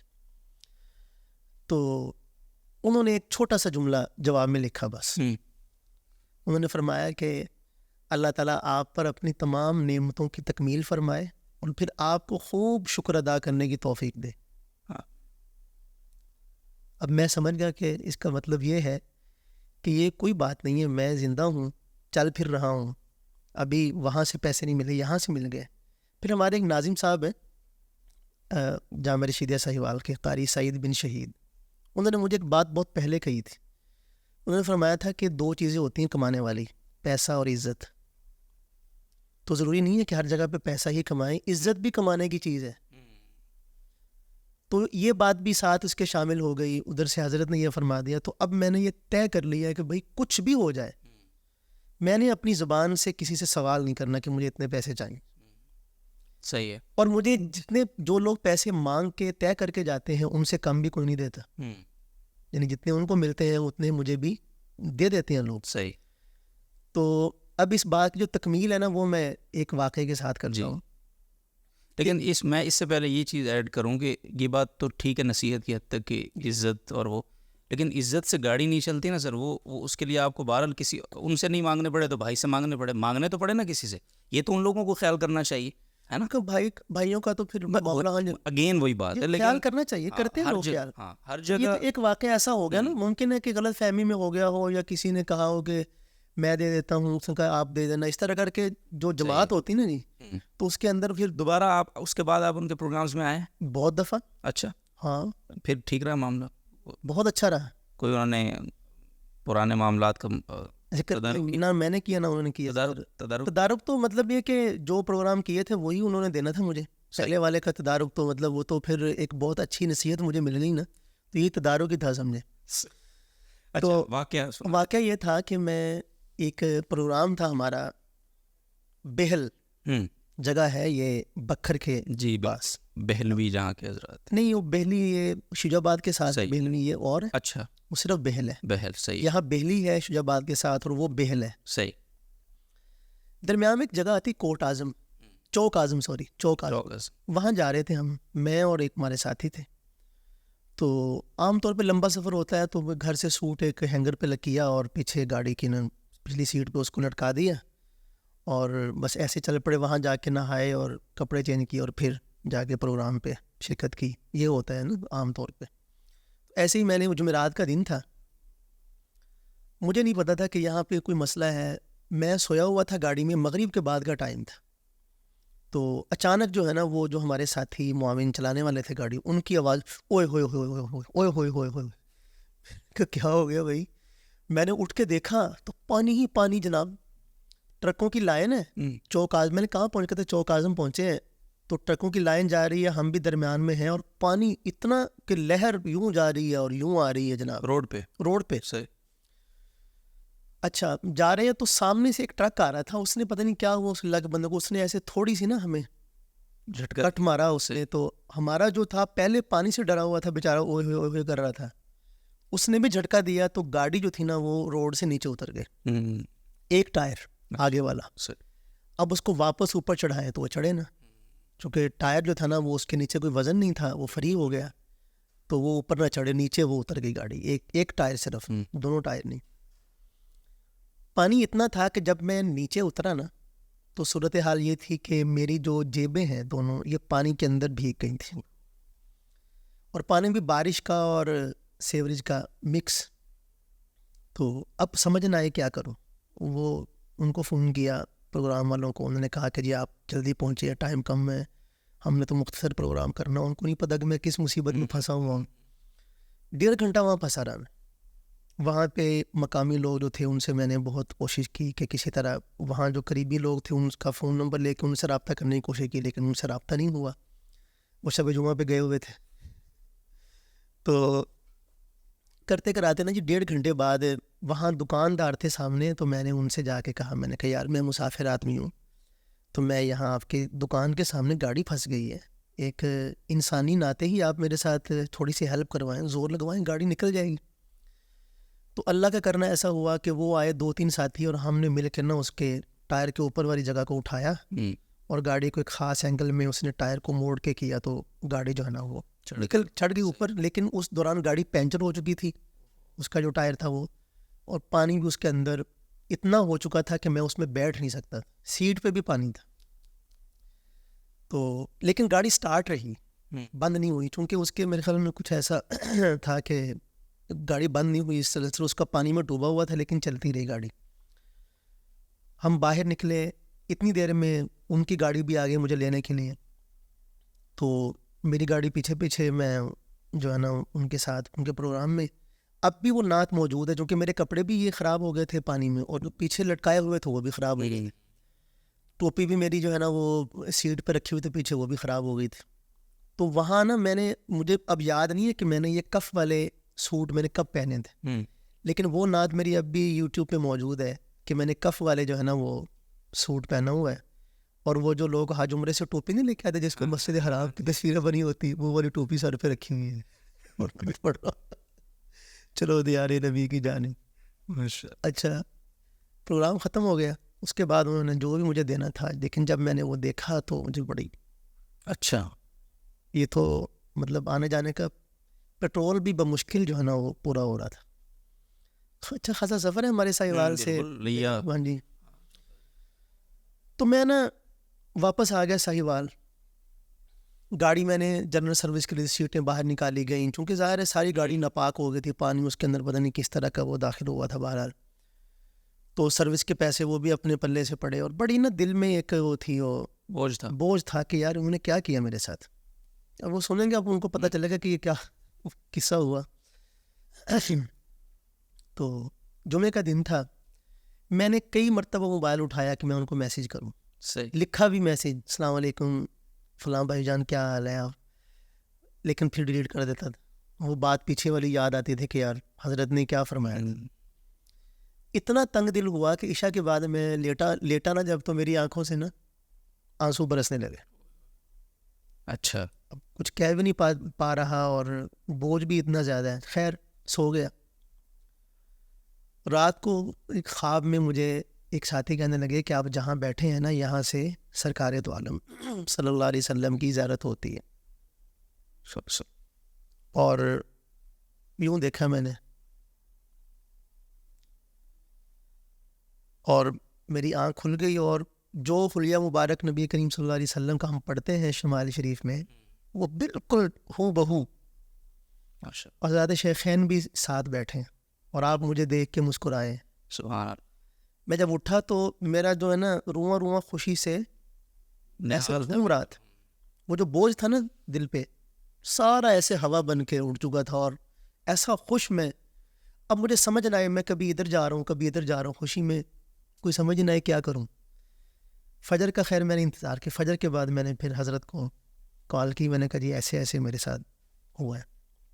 تو انہوں نے مجھے فرمایا کہ کوئی نا میٹھی چیز بنا کے تقسیم کرے, ہمارے بزرگوں کا یہ معمول رہا ہے. تو خیر یہ بات ہے 18 جولائی 2019 کی. اچھا, جب محفل تھی 19 جولائی 2019 کو میں نے خواب دیکھا, اور 25 جولائی بروز جمعرات میں سویا ہوا تھا, لائٹ چلی گئی, اندھیرا تھا کمرے میں, اے سی بھی بند ہو گیا گرمی میں. اچانک مجھے فون آتا, اب کدھر ہے؟ میں نے کہا میں گھر ہوں. نے کہا کہ پاسپورٹ کہاں ہے آپ کا؟ میں نے کہا میرے پاس ہے. کہتا وہ لے کے فیصل آباد آ گئے. یہی مولانا عزیز الرحمان صاحب. اچھا, مجھے کہا انہوں نے. میں نے کہا میں آ رہا ہوں. یہ دارالقرآن والے؟ دارالقرآن والے. صحیح. اگلے دن ہم گئے اسلام آباد, پاسپورٹ وہاں پہ مذہبی امور کے دیا وزارت میں, اور اگلی جمعرات کو ویزا لگا, اور 2 اگست کو 10 بجے ہم مدینہ طیبہ میں تھے. سبحان اللہ, کیا بات. اور میں یہ کہتا ہوں کہ یہ فیس نہ مانگنے کا انعام ہے. اب اس کے بعد آپ بتائیں کہ میں کیسے فیس مانگوں, کیسے کہوں کہ مجھے اتنے پیسے چاہیے. میں ان کا ذکر کر لیتا ہوں, کافی نہیں. سبحان اللہ. اگر کوئی لوگ مجھے دے دیتے ہیں محبت سے, تو وہ ان کی محبت کی وجہ سے دیتے ہیں. کم دیتے ہیں تو بھی ان کی محبت کی وجہ سے دیتے ہیں, زیادہ دیتے ہیں تو بھی ان کی محبت کی وجہ سے دیتے ہیں. رزق تو وہی ہے جو میرے نصیب میں اللہ نے لکھا ہے. میرا کام ہے صحیح نیت سے کام کرنا اپنا. رزق دینا اللہ کا کام ہے. تو میں اس کے لیے کیوں اتنا لڑوں مروں لوگوں سے, یا فکر کروں کہ مجھے اتنے پیسے چاہیے, ہو سکتا ہے اللہ تعالیٰ نے آپ کے لیے کچھ اور طے کر رکھا ہو، اور اتنا خوبصورت اتنا خوبصورت آپ کے وہم و گمان میں بھی نہ ہو. جس کی کوئی قیمت نہیں ہے بالکل، جس کو کسی طرح سے اس وجہ سے اس پوڈ کاسٹ کے ذریعے سے میں اپنے تمام ساتھیوں سے یہ گزارش کروں گا کہ سرکار دو عالم صلی اللہ علیہ وسلم کا ذکر جو ہے نا، یعنی ایک مرتبہ اللہ کا نام لینے کی قیمت ساری دنیا بھی نہیں بن سکتی. وہ حدیث میں آتا ہے نا کہ قیامت کب آئے گی، جی تو آپ نے فرمایا کہ جب تک ایک بھی آدمی اللہ اللہ کہنے والا موجود ہے اس وقت تک قیامت نہیں آئے گی. اب ہم لوگ یہ کہتے ہیں کہ یار ٹھیک ہے، یہ بات آپ کی بالکل درست ہے، لیکن گاڑی کے اندر سبحان اللہ نہیں ڈالنا، گاڑی کے اندر تو پیٹرول نہیں ڈالنا ہے. بالکل یہ سوال بہت اچھی طرح بن کے ہمارے سامنے آتا ہے اور شیطان پھر اس میں اپنا پورا زور بھی صرف کرتا ہے. لیکن بہرحال ان جذبات کو برقرار رکھتے ہوئے ایسے خیالات سے ہمیں لڑتے رہنا ہے اور لڑتے لڑتے اللہ کے پاس چلے جانا ہے. یہ پریشان کرتے ہیں خیالات، مجھے بھی کرتے ہیں. ایسا نہیں ہے کہ مجھے خیال نہیں آتے، مجھے بھی خیال آتے ہیں کہ جیسے باقی حضرات طے کرتے ہیں مجھے بھی چاہیے کہ میں ان سے کہوں کہ مجھے اتنے پیسے چاہیے، ٹھیک ہے نا جی. لیکن میں ساتھ ہی میں یہ سوچتا ہوں کہ جو اللہ تعالیٰ نے مجھے توفیق دی ہے اپنے حبیب کا نام لینے کی اور اپنا نام لینے کی، کیا یہ توفیق کم ہے؟ میرا تعارف کیا ہے؟ میں ایک شعر پڑھتا ہوں، جہاں گئے ان کا ذکر چھیڑا، جہاں رہے ان کی یاد آئی. تو یہ تعارف اللہ تعالیٰ کی عطا ہے. بے شک. اس کو آپ پیسوں میں تولیں گے تو آپ اپنی خود قیمت گرا رہے ہیں بھائی. آپ بہت قیمتی ہیں، اپنے آپ کو پیسوں میں نہ تولیں. ایسے تو گردے راہ ہیں، یہ تو آپ کے پاس آئیں گے، جھک مار کے آپ کے پاس آ ہی جائیں گے. لیکن اس کی وجہ سے اپنے آپ کو بے وزن کرنا، یہ مجھے نہیں لگتا کہ یہ دانش مندی ہے. زبردست. کیوں؟ باقی بات یہ ہے کہ ہم آپ کے پاس 2 پروگرام کیے نا، جی آپ سے کتنے پیسے طے کیے آپ بتا دیں. بالکل ماشاء اللہ. لیکن نصیبی آپ نے بھی حق ادا کیا، میں یہ نہیں کہتا. ایسے ہی کرتے ہیں. یعنی جو ساتھی اللہ تعالیٰ نے جن کو شعور سے نوازا ہے وہ ہمارے ساتھ کبھی بھی زیادتی نہیں کرتے، اور جو زیادتی کرتے ہیں وہ بیچارے خود اس حالت میں ہوتے ہیں کہ میں کیا مطلب لفظ ایسا بولوں، لیکن یہ کہ ہم اللہ تعالیٰ کے ساتھ جب آپ نے معاملہ کر لیا اپنا، تو پھر اس کے بعد میرے خیال میں آپ کو کسی اور کی طرف دیکھنے کی، جی جب آپ نے یہ طے کر لیا نا، بار بار تجدید نیت آپ کرتے ہیں، اپنے آپ کو سمجھاتے نہیں، انشاءاللہ خیالات پریشان کرتے ہیں. صحیح. تو گاڑی تو چل ہی رہی ہے، گاڑی تو چلی رہی ہے، گاڑی میں پیٹرول بھی ڈلتا ہے، بالکل صحیح بات. ٹول پلازے بھی دیتے ہیں، کھاتے پیتے بھی ہیں، اپنے اوپر خرچ بھی کرتے ہیں اور پیسے مانگتے بھی نہیں ہیں. زبردست. کیا بات ہے سر، کیا اب میں جو ہے نا، میرے پاس اتنے سوالات آپ نے ایموشن کر دی ہے. چلو کوئی بات نہیں، ریلیکس. اچھا، تو بیریئر ڈاؤن پلاٹ لیا آپ نے کہ نہیں لیا ابھی تک؟ ارادہ ہے، ارادہ ہے. کوئی آپ جیسا بندہ ملے گا تو صحیح ہے. چلے ماشاء اللہ. اچھا، یہ جو آپ کا تدریسی سفر ہے، میں اس پر تھوڑی سی بات کروں گا آپ سے. یہ ایک بڑا یونیک ماشاء اللہ سے آپ کی ترتیب ہے. کئی دفعہ ہم نے بھی آپ سے رابطہ جب کرتے ہیں اس محفل کے لیے، اپنی محفل کے لیے بھی ہماری جب رابطہ کاری ہو رہی ہوتی ہے یا کہیں اور بھی، تو آپ کی طرف سے اصرار ہوتا ہے کہ کوشش کریں کہ جمعرات کا دن ہو، کیونکہ جمعرات کو اسباق کی چھٹی ہوتی ہے اور پھر میں جمعے کی شام تک واپسی ہے اس طرح. تو تدریس فل ٹائم ایک جاب ہے، ہفتے میں 6 دن تو آپ کو مسلسل رہنا ہے وہاں، الحمدللہ پڑھانا ہے. تو اسباق کون کون سے پڑھا رہے ہیں، کتنے پڑھا رہے ہیں، اور ان اسباق کے ساتھ اس نعت خوانی کے سفر کو، اور خاص طور پہ سیزن کے دنوں میں، سیزن کا لفظ بار بار اس لیے یوز کر رہا ہوں کہ جس میں زیادہ مصروفی، چلو اس کو آپ کوئی بات، ہاں خیر ہے، ربیع الاول میں چلن ہے زمانے کا. تو کیسے مینیج کرتے ہیں یہ، کیسے مینیج ہوتا ہے یہ سر؟ اصل میں 2-3 سوال اکٹھے ہو گئے. ہاں. پہلی بات تو یہ ہے کہ جب بھی میری کسی بندے سے یا کسی صاحب سے، عالم سے پہلی ملاقات ہوتی ہے تو یہ سوال پوچھا جاتا ہے عام طور پہ کہ مینیج کیسے کرتے ہیں. تو میں اس کا جواب یہی دیتا ہوں کہ اللہ کا فضل ہے، میرا تو کوئی کمال نہیں. ایک بات تو یہ ہے اور یہی اصل بات ہے. باقی چونکہ تدبیر کے ہم پابند ہیں، تدبیر تو کرنی پڑتی ہے، بے شک کے بغیر تو نہیں. تدبیر یہ ہوتی ہے میری کہ میں درمیان ہفتے میں نا اپنے ایک خاص مدار سے دور نہیں جاتا کہ میں جو ہے نا وہاں سے واپس نہ آ سکوں. اچھا.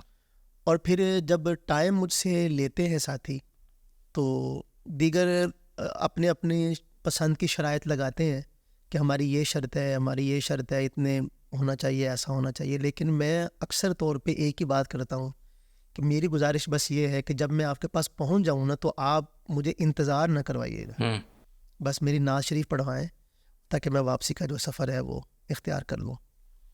ایک تو یہ تدبیر ہے. دوسرے نمبر پہ ایسا ہوتا ہے کہ جو دور کے پروگرام ہے نا وہ میں جمعرات جمعہ ان دنوں میں کر لیتا ہوں عموماً, اور اس میں بھی بھائی یہ دیکھنا ہوتا ہے کہ میں ہفتے والے دن کے اسباق میں جمعرات کو پڑھا کے جاؤں اور ہفتے والے دن واپس آ کے پڑھاؤں. صحیح.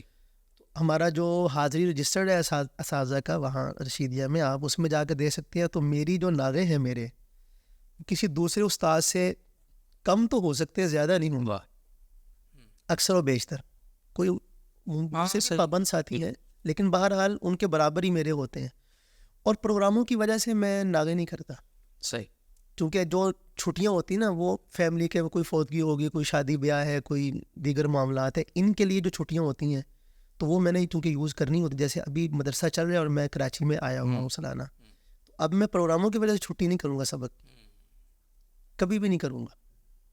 البتہ بعض پروگرام کی نوعیت ایسی, جیسے وفاق کا پروگرام ہو گیا, اس میں حضرت شیخ الاسلام صاحب تشریف لاتے ہیں, تو میری اپنی خواہش ہوتی ہے کہ چلو حضرت کی زیارت ہو جائے گی, اور بھی اہل اللہ اتنے سارے جمع ہوں گے, چلو ان کی. تو اس کے لیے پھر میں یعنی یہ چونکہ ایک عام روایتی پروگرام سے ہٹ کے ہے تو پھر اس کے لیے میں چلا جاتا ہوں. ٹھیک ہے. یہ ہے. سبق کون کون سے پڑھا؟ اچھا, اس حوالے سے نا بڑی ایک دلچسپ بات ہے. یہ پچھلے سال کی بات ہے. ہمارے حضرت مولانا سلیم اللہ خان صاحب رحمہ اللہ تعالیٰ کے پوتے ہیں, ڈاکٹر عادل خان صاحب رحمہ اللہ کے بیٹے جی مولانا انس عادل صاحب, بہت اچھے یعنی وہ ہیں ماشاء اللہ, ان کے اخلاق بھی بہت عالی ہیں.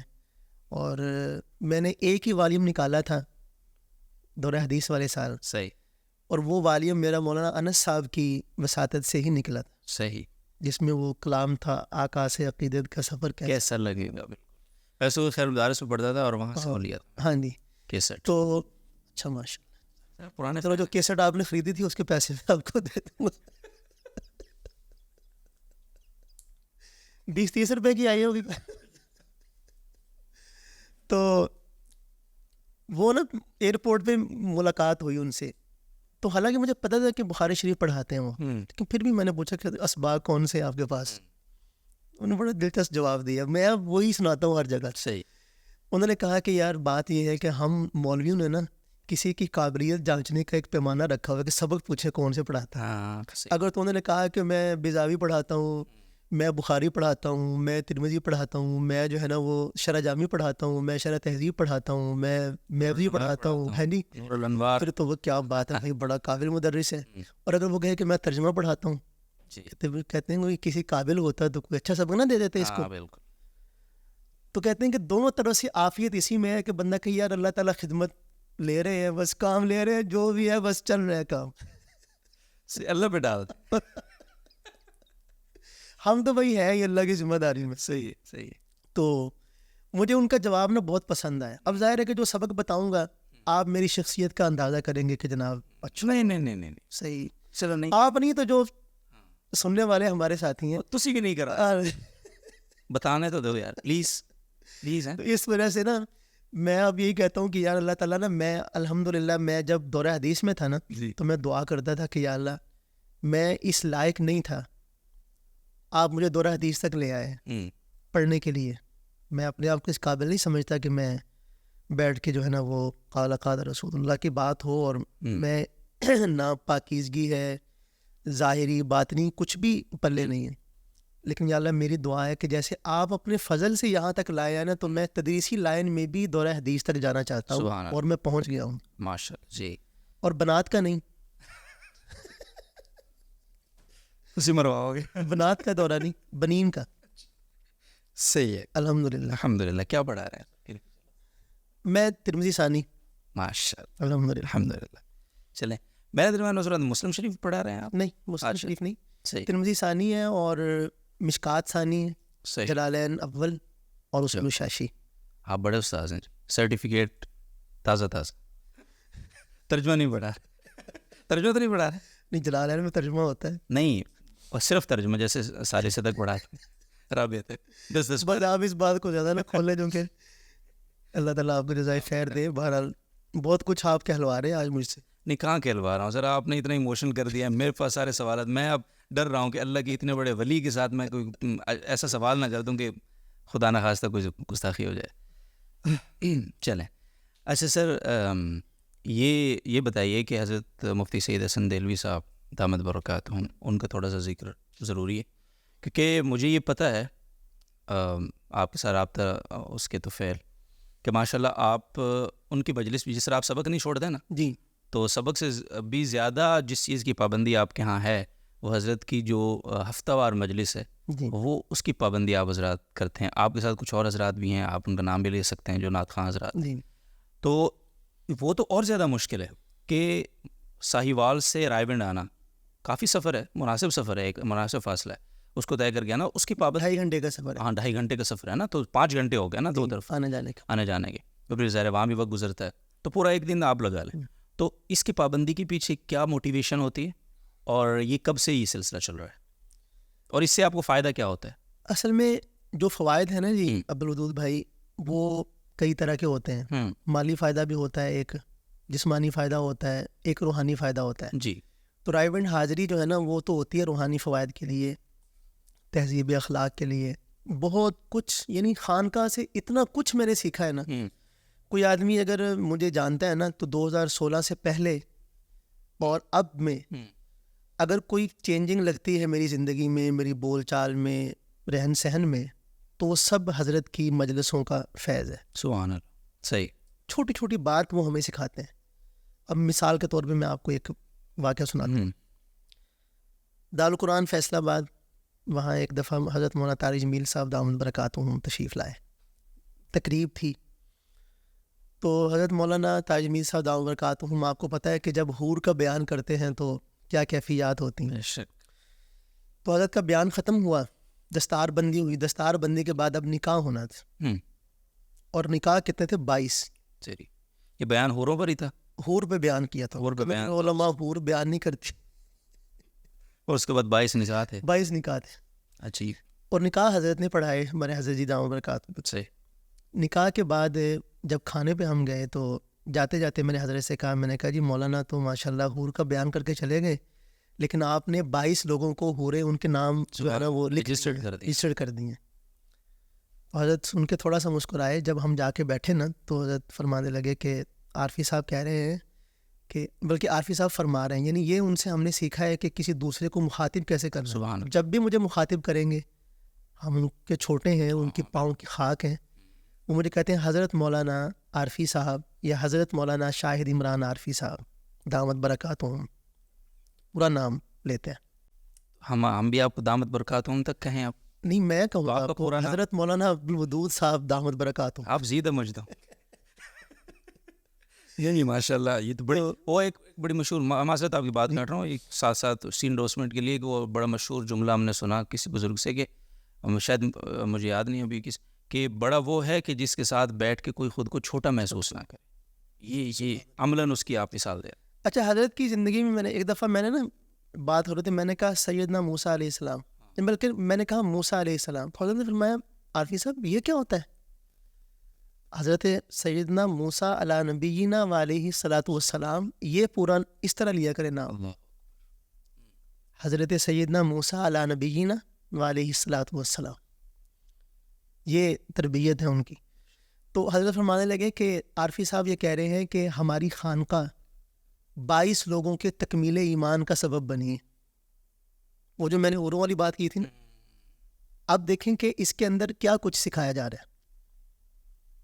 اب یہ جو بات ہے کہ 22 لوگوں کے تکمیل ایمان کا ذریعہ بنی ہے, اب دنیا کی جس مرضی لیبارٹری میں اس کو جا کے اس کا وزن کروائیں, اس میں کسی جگہ کوئی حکم ہے تعبیر میں؟ یہ حضرت سکھاتے ہیں ہمیں. اشارتاً یہ بھی سکھایا کہ مولانا طارق جمیل صاحب کو بیچ میں لانے کی کیا ضرورت تھی. نہیں, مولانا تو بہت قدم, میں کہتا ہوں نہیں, مطلب وہ حوروں والا وہ ایک مذاق ٹائپ ایک چیز تھی نا. میں نے تو یہی عرض کیا نا. تو لیکن حضرت نے جو ہے نا وہ ماشاءاللہ بات کیسے کرنی ہے, الفاظ کا چناؤ کیا کرنا ہے, کون سی بات, مطلب یہ کہ اتنا کچھ ہمیں سکھاتے ہیں. سیکھتے ہم بہت تھوڑا سا ہے, لیکن وہ تو ایک دریا ہے جو بہہ رہا ہے, اور ہم اپنے ظرف کے مطابق اس سے کچھ حاصل کر پاتے ہیں. جی. تو اللہ تعالیٰ ان کو جزائے خیر عطا فرمائے. اللہ انہوں نے بہت زیادہ خاص طور پہ مجھ پہ کرم نوازی ہے ان کی. ہماری بعض دفعہ جب حضرت کے پاس وقت ہوتا ہے نا تو ایک مجلس 4 گھنٹے پہ بھی چلی جاتی ہے, سبحان. اور اس میں حضرت پھر سوال کرتے ہیں کہ اس کے بارے میں آپ کی کیا رائے. تو اب مجھے مطلب یہ کہ پتہ ہوتا ہے کہ اس میں حضرت کوئی اہم بات ارشاد فرمانا چاہتے ہیں, تو اپنی رائے دینے کے بعد پھر حضرت سے عرض کرتے ہیں, پھر حضرت اس پہ رہنمائی فرماتے ہیں. تو بہت کچھ ہمیں جو ہے نا وہ سکھاتے ہیں. صحیح. اتنا کچھ سکھاتے ہیں کہ جیسے وہ آتا ہے نا کہ ایک صحابی سے کسی یہودی نے کہا تھا یا مشرک نے کہا تھا کہ دیکھو ان کا نبی تو جو ہے نا وہ استنجا کرنے کے طریقے بھی سکھاتا ہے. جی. تو انہوں نے کہا تھا ہاں ہمارا نبی یہ سکھاتا ہے. تو یہ جو ہمارے حضرات ہیں علماء کرام, ہمارے بزرگ حضرات, یہ بھی چونکہ سرکار دو عالم کے اصل جانشین تو یہی ہیں, جو اخلاق ہیں سرکار دو عالم کے. اور اخلاق جو ہے نا وہ کسے کہتے ہیں اور اس کا برتاؤ کیسے کرنا ہے آپ نے, یہ حضرت چلتی پھرتی اس کی مثال ہے. اتباع سنت. سبحان اللہ. سبحان. تو آپ حضرات مطلب کبھی ناغت نہیں ہوتا نا اس کا, اتنا مجھے علم ہے. ایسا ہوتا ہے عبدالعزیز بھائی کہ فیملی میں سے کوئی بیمار ہو تو حضرت کی طرف سے اجازت ہوتی ہے. صحیح. لیکن پروگرام کی وجہ سے ہم ناغہ نہیں کرتے. صحیح. جیسے اب میں کراچی آیا ہوں نا, کل بدھ تھا تو میں وہاں تھا نہیں, تو اس کی بھی میں رخصت حضرت سے لے کے آیا ہوں کہ میں نے کراچی جانا ہے تو میں بدھ والے دن حاضر نہیں ہو سکوں گا. میں ٹھیک ہے. اور اگر میں نہیں گیا, ایک دفعہ ایسا ہوا, آپ کو ایک اور بات بتاتا ہوں. کراچی آیا ہوا تھا میں, کرونا کا زمانہ تھا, تو میں نے 15 دن حضرت سے کوئی بات نہیں کی, میسیج پہ کوئی بات نہیں, نہ فون کیا, نہ حال چال کچھ. حضرت ہے نا ایک چھوٹا سا کلپ مجھے بھیجا, وہ جو حضرت سیدنا یوسف علیہ نبینا علیہ الصلوۃ والسلام کے بھائیوں نے جب ان کو لے کے جانا چاہتے تھے تو والد نے کہا کہ مجھے خطرہ ہے, انتم عنہ غافلون, جس میں آتا ہے نا جی انتم عنہ غافلون. یہ کلپ حضرت نے ایک آیت مجھے صرف بھیج دی. کسی مصری قاری صاحب کو پڑھا ہوا, میں سمجھ گیا. صحیح ہے. بہت ہنسا میں, اور پھر میں نے حضرت سے معافی مانگی. میں نے معافی چاہتا ہوں, میں کراچی جاتا ہوں تو مجھے لگتا ہے پاکستان سے باہر ہوں. صحیح بات ہے. ماشاء اللہ جی, بہت شکریہ. اس طرح نا وہ بہت ہاں اچھے طریقے سے, یعنی تربیت, وہ حضرت کا جو مزاج ہے نا وہ بچوں کو ڈانٹنے کے, مارنے کے, کہتے ہیں کہ کوئی ہمارے سب سے بڑے معلم تو سرکار دو عالم صلی اللہ علیہ وسلم ہے. آپ کی زندگی سے کوئی ایک واقعہ ثابت کرے کہ آپ نے کسی کو مارا ہو. آپ کا طریقہ یہ تھا کہ آپ دل میں جگہ بناتے تھے, پھر تھوڑا سا بس صحابی آیا, سلام کیا, اس نے آپ نے منہ پھیر لیا, وہ اس کی کائنات لٹ گئی, وہ کہیں کا نہیں رہا. وہ کہتا کہ اب کسی طرح بھی ہو, مجھے ساری دنیا قربان کر کے نا بس آپ کا چہرہ انور میری طرف ہو جائے بس. یہ معلم کی صفت ہے کہ وہ اپنے طالب علم کے دل میں گھر کر لے اتنا کہ وہ چہرہ پھیرے تو اس کی جو ہے نا کائنات لٹ جائے. مار مار کے پڑھایا, اگرچہ ہم نے بھی مار کھا کے پڑھا ہے, بڑی مار کھائی بہت. یقین کر. میں نے جن شروع میں ذکر کیا نا قاری صاحب کا, تو الحمدللہ صحیح. ہم بھی کچھ مجھے نا, میں مار کھائی آپ بھی کو ہے. سناتا ہوں. مجھے قاری اقبال صاحب نے نا, قاری اقبال صاحب خیر مدارس, وہ نابینا ہیں اور صدر مدرس ہیں وہاں کے, اور ان کی سختی بہت مشہور ہے. تو میں نے گردان ان سے کی ہے, تو پانی پتی ویسے ہی ماشاء اللہ حضرات بڑے سخت ہوتے ہیں. تو میں ایک دفعہ, ہم لوگ خیر مدارس میں یہ ہوتا تھا کہ ہم لوگ جمعرات والے دن شام کو جاتے تھے گھر جھنگ, اور ہمیں یہ اجازت ہوتی تھی کہ چلو تم جمعے کی شام کو نہیں آؤ, ہفتے کی صبح صبح پہنچ جانا. تو ہم رات کو نا وہاں سے 11 بجے گاڑی آتی تھی جنگ سے, تو ہم اس میں بیٹھ جاتے تھے, تو وہ ہمیں تہجد کے قریب ملتان اتارتی تھی, تو ہم کلاس میں پہنچ جاتے تھے فجر کے فوراً بعد. اس دن وہ یہ کہ بارش آئی ہوئی تھی, تو میں جیسے ہی پہنچا خیر مدارس, تو ہم ادھر ادھر ہمیں کہیں سونے کی جگہ نہیں ملی. تو وہاں ایک جو مطبخ ہے, آپ نے اگر دیکھا ہو جہاں جلسہ ہوتا ہے, اور اس کے پیچھے ایک بلڈنگ ہے ادھر, تو وہاں ایک نا کونے میں ایک منجا پڑا تھا, بڑے منجے نہیں آتے, وہاں میں لیٹ گیا اور میری آنکھ نہیں کھلی تقریباً کوئی 8-9 بجے تک. بھائی میرے ساتھ اور 2 ساتھی تھے, وہ چلے گئے کلاس میں, وہ کہیں اور تھے. تو میں جب 8-9 بجے گیا, تو اب جناب وہ نگران, ان کا طریقہ یہ ہوتا ہے چونکہ وہ نابینا ہے, تو ایک نگران وہاں ان کی نیابت میں ہوتا ہے جو ان کو کنوے کرتا ہے میسج. تو انہوں نے بتایا کہ کیسا وہ عبدالودود آئے. تو وہ یوں گردن گھما دیتے کہ بھائی کھڑا رہے, آئے تو کیا ہو. 2-3 بار انہوں نے بتایا, کوئی رسمہ کھڑا رہا. تیسری چوتھی بار انہوں نے کہا بلائیں بولا آ گیا. پوچھیں کہ لیٹ کیوں آئے, یہ آنے کا وقت ہے, کلاس تو صبح شروع, ابھی کلاس. تو میں نے نگران کو کہا کہ قاری صاحب کو بتایا میں رات کو گیا تھا, میری آنکھ لگ گئی تھی. انہوں نے جب بتایا نا تو قاری صاحب جب غصے میں آتے تھے نا ان کی آنکھیں پھٹ جاتی تھی نا, یہ اوپر والی پلکوں. تو انہوں نے کہا جگائیں اس کو, جگائیں اس کو. وہ جناب اس نے گیس والا پائپ سر, اور جو اس نے مجھے جگایا پھر یقین کر اب تک جاگ رہے, اب تک جاگ رہا ہوں سر, دیکھ لیں انشاءاللہ قبر تک جاگے. اچھا وہ قمیض پیچھے سے باقاعدہ جگا دیتے, قمیض پیچھے ٹائٹ کر کے, اور ایک دم میں کیسا نہیں آپ کو نیند آ رہی تھی. اب تقریباً کوئی 11-12 ضربیں اس نے ماشاء اللہ مجھے لگائیں, اور میری طبیعت ہری ہو گئی ہے الحمدللہ, صرف طبیعت ہی ہری باقی کچھ. تو بہرحال یہ ہے. لیکن یہ دیکھیں کہ اتنا وہ مارتے تھے جی اساتذہ, لیکن اس کے باوجود بھی ہمارے دل میں ان کے لیے جذبات برے نہیں ہیں. بہت خوبصورت, آج اتنی عزت ہے ان کے دل میں ہماری, اور ہمارے دل میں ان کے الحمدللہ. اور تو یہ ہے آج بھی اگر کوئی اتنی غم خاری اپنے طلبہ کے ساتھ کرتا ہے کہ مار کے باوجود بھی طلبہ اسے بدزن نہ ہو, یہ چلے بالکل قابل برداشت ہے. لیکن آج کل تو صورتحال یہ ہے کہ پہلا حل بھی مار ہے, اور آخری جب مار کے آپ تھک گئے بھائی میں نے تو اس پہ سارا کچھ آزما لیا. بالکل. حضرت فرماتے ہوتے ہیں کہ غصہ جو ہے نا انسان کو کسی تعلیم کی بات پہ, کسی بھی بات پہ آتا ہے نا غصہ, کوئی حرکت اس نے ایسی کر دی ہے اس کو غصہ آ گیا, کہتے ہیں کہ 1-1.5 منٹ کی بات ہوتی ہے, آپ وہ اپنے اوپر برداشت کر لیں اور اس کی ستر پوشی کر دیں, کچھ نہ کہیں اس کو. یعنی اس کو پتہ بھی چل گیا کہ آپ نے دیکھ لیا, لیکن آپ نے پھر بھی اس کو پی لیا, اور پھر کسی مناسب وقت میں اس کو بلا کے پیار سے سمجھا دیا. زندگی بھر آپ نے مہر لگا دی کہ بیٹا یہ کام نہیں کرنا. بالکل. لیکن جب آپ مارتے ہیں تو طالب کو آپ ضد پہ مجبور کرتے ہیں, ایسے ہی اس کی ماری جاؤ تو ایسی بھی کی جائے. اور یہ پہلے کی بات ہے, اب ظاہر ہے چیزیں بدل گئی ہیں, وہاں بھی اتنا مسئلہ نہیں ہوتا. اور لیکن اب چیزیں بدلی ہیں نا, ایک ہے اپنی اختیار سے کسی چیز کو اختیار کرنا, ایک ہے کہ بازو مروڑ کے آپ سے کہا جائے کہ یہ کرو. بالکل فرق تو ہوتا ہے نا دونوں میں. بالکل ایسی بات ہے. اب جو تبدیلی آ رہی ہے وہ بازو مروڑ کے آ رہی ہے ماضی کے ساتھ. صحیح بات ہے. اب تبدیلی یعنی وہ جو جیسے آنی چاہیے تھی, یعنی اگر ہم نیچرل سمجھ کے ہاں جی اس کو اختیار کرتے تو اس کے نتائج کچھ اور ہوتے. بالکل. نہیں ان کی شفقت بھی ہے نا, مطلب وہاں ایک رول یہ تھا کہ اگر سیر المدارس میں پہلے تو داخلہ مشکل ہوتا تھا, پھر اگر درمیان سال میں کوئی گڑبڑ کی اور آپ بھاگ جاتے تھے نا بچے مدرسوں سے, پھر تو ممکن ہی نہیں ہے نا کہ آپ کا داخلہ ہو. یہ پتھر پہ لکیر تھا. تو ایسے ہی میں بھی, وہ میرے 2-3 ساتھی, ہمارا دل نہیں لگا, ہم نکل گئے ایک دن. تو ساجی نے میرے والد صاحب نے فون کیا, تو قاری اقبال صاحب نے, یہ میرے لیے آج بھی میں سوچتا تو یہی پتہ نہیں کیسے ہو گیا. ساجی نے کہا کہ باقی 2 کو میں داخلہ نہیں دوں گا, اس کو لے کر آئیں ابھی. یعنی انہوں نے کہا تھا کہ یہ 1 سال میں اس کی گردان مکمل ہو جائے گی, یہ ماشاءاللہ صحیح ہے منزل اس کی, تو اس کو واپس لے کر آئیں. تو یہ شفقت بھی ہے نا ان کی ماشاءاللہ. تو کور کر لیا میں نے. مجھے 2019 کے حج میں حضرت سے بھی ملاقات ہوئی تھی میری.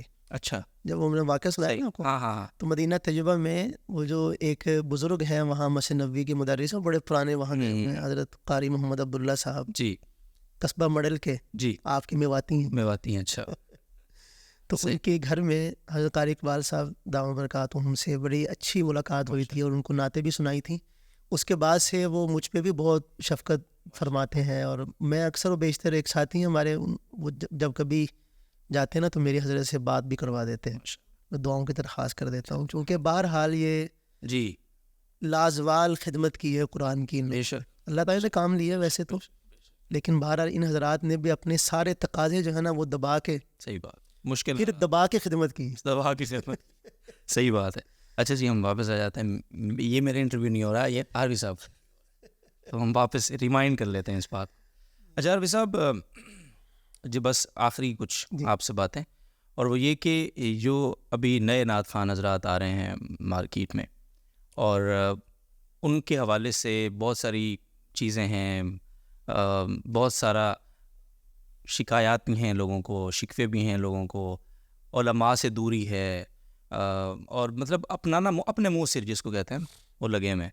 میں آپ سے ہی پوچھنا چاہتا ہوں, مودیان, تو آپ کتنا سمجھتے ہیں کہ ایک نعت خوان کو یا نعت خوان کمیونٹی کو علماء کرام کے ساتھ ان کی روحانی مجالس میں یا ان کی تربیت اور سرپرستی میں رہنے کی کتنی ضرورت ہے, اور اس کا آؤٹ کم, اس کے فوائد کتنے ہیں, اور اس سے دوری کے نقصانات کیا ہیں؟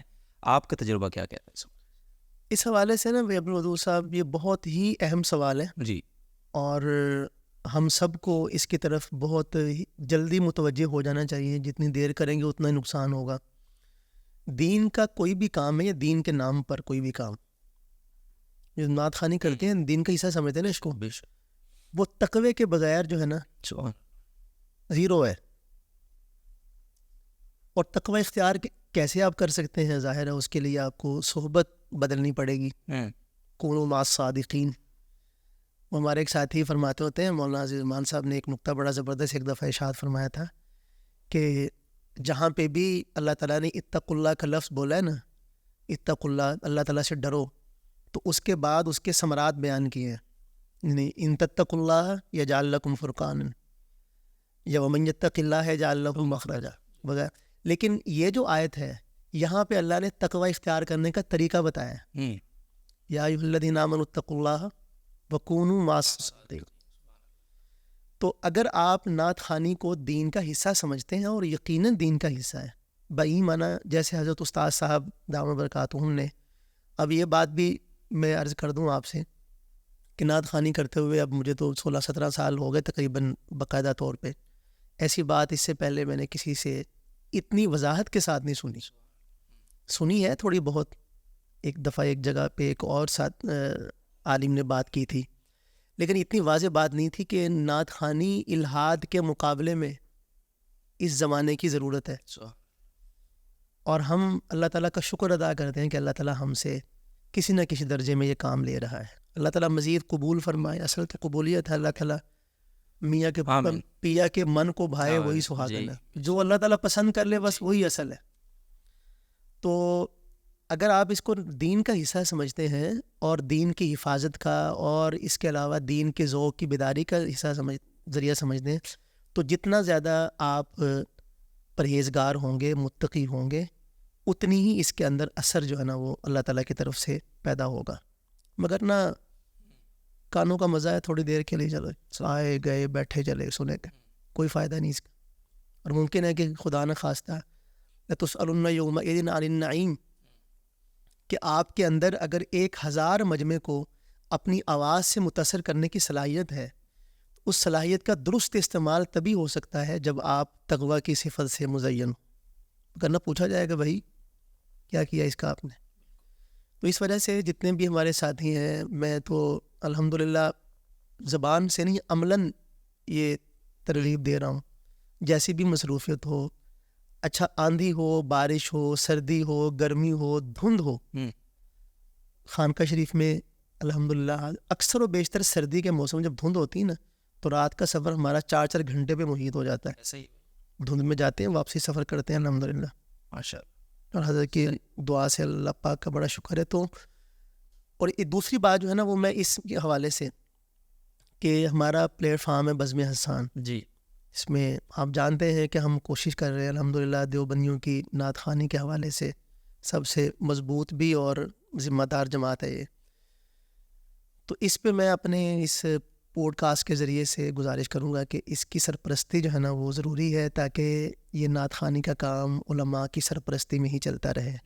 اگر یہ علماء کی سرپرستی سے نکل گیا تو پھر جو دوسرے مکتب فکر میں جو اس وقت ہلڑ بازی مچی ہوئی ہے وہ ہمارے ہاں بھی مچے گی, تو مزید اس میں ہلڑ بازی میں اضافہ ہوگا, اور وہ کسی طرح بھی ہمارے حق میں نہیں ہے, نہ ہمارے دین کے حق میں ہے, نہ ہمارے اپنی ذات کے حق میں. تو بزم حسان کے حوالے سے ہم کوشش کرتے ہیں کہ جو بھی ہماری بزم حسان کی محفل ہو تو اس میں ایک اچھا معیار جو ہے نا وہ سیٹ کیا جائے. جیسے گزشتہ برس جی, یہاں جامعۃ الرشید میں الحمدللہ بہت شاندار محفل ہوئی تھی, اور آپ دیکھ لیں کہ کتنا زبردست معیار تھا. تو اللہ تعالیٰ جزائے خیر دے ہمارے استاد صاحب دامت برکاتہم کو, انہوں نے ہماری بہت زبردست سرپرستی فرمائی ہے اب تک, اور آگے بھی انشاءاللہ اسی طرح ہم ان کی سرپرستی کے خواہاں رہیں گے اور اس سے انشاءاللہ پورا فائدہ اٹھانے کی کوشش کریں گے. اچھا, یہ بزم حسان کے علاوہ اگر میں پوچھوں, بزم حسان ہمارے اس مکتبہ فکر کی تقریباً ایک سب سے بڑا پلیٹ فارم الحمدللہ. جی بالکل. تو اس حوالے سے اس کی تھوڑی سی مختصراً آپ اس کی ہسٹری بتائیں گے ہمارے ناظرین کو کہ کب شروع ہوا, کس نے شروع کیا, کس کے مشورے سے؟ آغاز جو ہے نا اس کا جی وہ سید امین گیلانی, اچھا, سید سلمان گیلانی اور جناب قاری حنیف شاہد رامپوری, الحمدللہ. یہ حضرات تھے 3. آغاز کب ہوا تھا مجھے اس کی کنفرم ڈیٹ تو یاد نہیں, صحیح.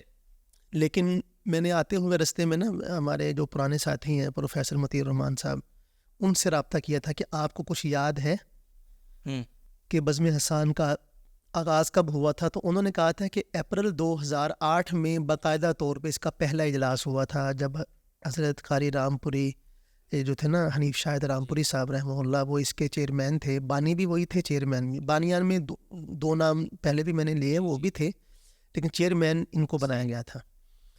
تو پروفیسر صاحب کا یہ فرمانا تھا کہ اپریل 2008 میں باقاعدہ طور پہ اس کا پہلا اجلاس ہوا تھا گجرانوالہ میں, اور اس اجلاس میں بھی شامل تھا. اچھا, ماشاء اگر وہ باقاعدہ اجلاس تھا تو میں اس میں شامل تھا. لیکن یہ بنی کب ہے تو بظاہر ایسا لگتا ہے کہ یہ 90 کی دہائی میں اینڈ میں جا کے کہیں اس کا جو ہے نا, لیکن اتنی زیادہ فعال نہیں تھے اس وقت. آپ کو پتہ گنے چنے لوگ ہوتے تھے. تو پھر 2000 قاری صاحب شہید ہو گئے 2010 میں رامپوری صاحب. پھر 2013-14 میں شاہ صاحب صدر بنے, اور پھر ہم نے چھوٹی چھوٹی محافل, جو پہلی محفل جو بزم حسان کے زیر اہتمام ہم نے کروائی تھی وہ سرگودا میں 2016 میں ہوئی تھی. صحیح. یعنی جس کو ہم کہہ سکتے ہیں کہ یہ بزم کی محفل ہے. تو اس کے بعد پھر چل رہے سلسلہ. اب تو پورے پنجاب میں اس کا جال پھیلا ہوا ہے. اب تو ایسا ہوتا ہے کہ لوگ ہم سے رابطہ کرتے ہیں تو ہمیں بہت مشکل سے ترتیب بنانی پڑتی ہے کہ ہم کہاں جائیں. تو بس لگے ہوئے ہیں. ابھی آپ لوگوں نے ڈویژنل سطح پہ باڈیز بنائی ہوئی ہیں اس کی؟ جی, ڈویژنل سطح پہ نہیں, ضلعی سطح پہ ہے. اچھا, یونیورسٹی بھی نیچے. ہاں, ضلعی سطح پہ ہیں, تحصیلی سطح پہ بھی ہیں. کچھ ایسے ہیں, مثال کے طور پہ میں عرض کروں آپ سے کہ بہاولپور کی باڈی بہت فعال ہے, ملتان کی باڈی, خیرپور ٹامے والی وہاں کی باڈی, بھکر, ڈیرہ اسماعیل خان, ہمارے ضلع ساہیوال, ملتان, لاہور, اور اسی طرح گجرانوالہ, مانسیرا, سرگودا اور فیصل آباد. یعنی یہ مختلف بڑے بڑے شہر ہیں پنجاب کے معروف. اور اسی طرح آگے آپ آ جائیں رحیم یار خان میں بھی, پھر آگے سندھ میں بھی ابھی ہم نے مطلب صحیح پراپر قدم نہیں رکھا, لیکن بہرحال میرپور خاص کے اندر ہماری باڈی موجود ہے. حیدرآباد کا انشاءاللہ تعالیٰ جلدی ہو جائے گا انشاءاللہ. ہری پور میں ہے, ایبٹ آباد میں ہے, اٹک میں ہے, کراچی میں تو پھر آپ ہے نا ہمارے تو اس طرح الحمدللہ یعنی بہت جگہوں پہ ہے. لیکن باڈی بنانے میں نا ہم ایک طریقہ کار یہ اختیار کرتے ہیں کہ یہ اس طرح نہیں کرتے کہ یہاں بیٹھے میں نے لکھ دیا بھی فلاں بندہ ہے, نہیں اس طرح نہیں. اس سے کہتے ہیں کہ ساتھی اکٹھے کرو, اپنا اجلاس بلاؤ. ہم میں سے کوئی جو ذمہ دار ان میں سے کوئی وہاں چلا بھی جاتا ہے, نہ جا سکے تو کال پہ آپ خود اپنے میں سے کسی کو اپنا صدر منتخب کرو. پھر ضلعی باڈی کی حد تک ہم نے کوئی پابندی نہیں رکھی. صحیح کہ اس میں کوئی نعت خواں صدر ہونا چاہیے. جو بھی نعت خوانی سے وہ کہتے ہیں کہ بزم حسان میں شامل ہونے کا کیا طریقہ ہے. میں نے کہا جو بھی نعت پڑھتا ہے, سنتا ہے, شوق رکھتا ہے, وہ سب بزم حسان ہے. سبحان اللہ, سبحان اللہ, سبحان اللہ. تو بھی بزم حسان ہے اور میں بھی بزم. کیا بات. اچھا, ایک مفتی صاحب ہیں جی آپ کے, ماشاء اللہ نعت خوانوں کے حضرات میں ہمارے بڑا بڑی ان کی. کوئی مشکل سوال نہ کرنا. میں کیا کروں, تسی انہوں نے سوال ہی نہیں کیا کی کرا رس. ان کے ماشاء اللہ نعت جب آتی ہے, نغمے آتے ہیں, نظمیں آتی ہیں, میں نے نام کسی کا نہیں لیا, وہ کوئی بھی ہو سکتا ہے. مطلب جو لیٹسٹ, چلو میں مشکل سوال نہیں کرتا, یہ نعت خوان حضرات کیوں ضروری سمجھتے ہیں لیٹسٹ گانوں کو سننا, اور پھر ان کی کیا یہ کوئی اس طرح کی کوئی ان کی ذہنیت ہوتی ہے کہ ہم جو بالی ووڈ ہے یا ہمارا پاکستان کی انڈسٹری ہے, اس کے اندر جو میوزیشینز ہیں, ان کو ہم نے کاؤنٹر کرنا ہے کہ یہ صرف یہی دھنیں بنا سکتے ہیں, یہی لوگوں کے ایمان کو گرما سکتے ہیں, اور سوری ایمان کو نہیں, سوری مطلب یہی جذبات کو گرما سکتے ہیں. ہم لوگوں کے ایمانی جذبات کو کیوں نہ گرمائیں اسی طرز کو لے کر, میوزک سائڈ پہ کر دیں. چلو ہم صرف سن کے اپنی حد تک تو گناہ, چلو اللہ سے معافی مانگ لیں گے, پھر اس کے بعد لوگوں کو چلو ایک ایسی انٹرٹینمنٹ جس میں میوزک نہ ہو, صرف دھن وہ ہو. اصل میں اس میں ایک اس کی شرعی حیثیت جو ہے نا, آپ کوئی فتویٰ نہیں لگا سکتے. زیادہ سے زیادہ آپ خلاف ادب کہہ سکتے ہیں. ہاں, اور ادھر سے الدین کلہ ادب. بالکل زبردست. ٹھیک ہے جی. تو ہر آدمی نے اپنا محاسبہ خود کرنا ہے, اپنا جو ہے نا اس کو, بجائے اس کے کہ ہم کسی دوسرے پر تبصرہ کریں, اپنے بارے میں بندہ بات کرے. آپ تو اپنے بارے میں نہیں, آپ تو ذمہ دار ہیں نا, اس لیے آپ تو اس وجہ سے جو چیزیں ہماری پہنچ سے اوپر ہیں تو ان کے بارے میں آپ ہم سے کیا رائے لیں گے؟ آپ کی پہنچ سے اوپر نہیں، آپ پاکستان کے سب سے بڑے نعت خوانوں کے پلیٹ فارم کے چیئرمین ہیں. میں اگر بات کروں گا تو اپنی بات کروں گا، آپ بات کریں گے تو اپنی بات نہیں کریں گے، آپ اوور آل بات کریں گے. ایک اسٹیٹمنٹ، ایک یعنی ان کے لیے وہ بہت اچھے ہیں، مفتی صاحب بہت اچھے ہیں جن کی آپ ذکر اشارہ فرما دیا آپ نے. تو ان کا جو انداز ہے، جو ان کو لوگ بہت سنتے ہیں ان کو، ٹھیک ہے جی، اور لوگوں کو فائدہ بھی ہوتا ہے. خود میں ان کا ایک کلام جو ہے نا وہ بڑے شوق سے سنتا ہوں. کبھی کبھار مجھے موقع ملے اگر گاڑی میں سن لے گا تو میں سنتا ہوں ان کا کلام. اب مجھے نہیں پتا وہ کس گانے کی طرز ہے، صحیح صحیح، لیکن کچھ لوگ کہتے ہیں کہ جی یہ فلاں سے طرز لیتے ہیں اور فلاں ان سے طرز لیتا ہے. یعنی یہ بھی لوگوں سے میں نے سنا ہے کہ فلاں گلوکار جو ہے نا وہ مفتی صاحب کی طرز اس نے کاپی کی اور مفتی صاحب سے اس نے اجازت لی ہے کہ میں آپ کی یہ طرز کاپی کرنے لگا ہوں. اب آپ بتائیں، الٹا بھی ہو سکتا ہے کبھی. صحیح. اور یہ بات جو ہے نا وہ ایک ہمارے مولانا عثمان قصوری صاحب وہ میرے پیر بھائی بھی ہیں. ہاں بالکل. اچھا، وہ کبھی بار مجھ سے لوگ پوچھتے ہیں نا کہ آپ کو خانقاہ کون لے کے آیا، تو میں ان سے کہتا ہوں مجھے خانقاہ میں مولانا عثمان صاحب لے کے آئے اور ان کو پھر میں لے کے آئے. وہ لوگ بڑے حیران ہوئے اس کا کیا مطلب ہے. میں نے کہا اس کا مطلب یہ کہ مرید تو انہوں نے مجھے کروایا لیکن یہ بدھ کو جاتے نہیں تھے، تو پھر بدھ کو ان کو میں لے کے گیا خانقاہ میں. یعنی پابندی پھر ان کی جو ہے نا، میں سہیوال سے آتا تھا، رستے میں جمبر پڑتا ہے، تو پہلے تو یہ مجھے لے کے گئے پھر میں ان کو لے کے گیا. اور میرے ایک ساتھی تھے، ان کو میں ایک پیر صاحب کی خانقاہ میں راستہ میں ہاتھ پکڑ کے لے کر گیا، ان کو نا راستہ بھی نہیں پتا تھا. اب ان کو خلافت مل گئی تھی، ایسی پوڈ کاسٹ ہے. یہ ہوتا ہے کبھی آپ کو چاہیے خلافت. خلافت بھی کوئی مطلب چیز ہے ایسی. مطلب میں حیران ہوتا ہوں کہ لوگ جو ہے نا خلافت کا بڑا وہ. میں ایک جگہ پہ تھا، وہاں ایک ساتھی بیٹھے ہوئے تھے اسٹیج پہ، میں نے نعت پڑھی، وہ میرے پیچھے بیٹھے تھے، انہوں نے مجھے کندھے پہ ہاتھ رکھا، میں پیچھے جی کہتے میں نے آپ کو چاروں سلسلوں میں اجازت دی. میں نے کہا تو میں نے اس کا کیا کرنا ہے، کہتے تو رکھ نا، پھر بعد جو دساں گا. یار یہ کوئی مذاق ہے یار، مذاق ہے آج کل.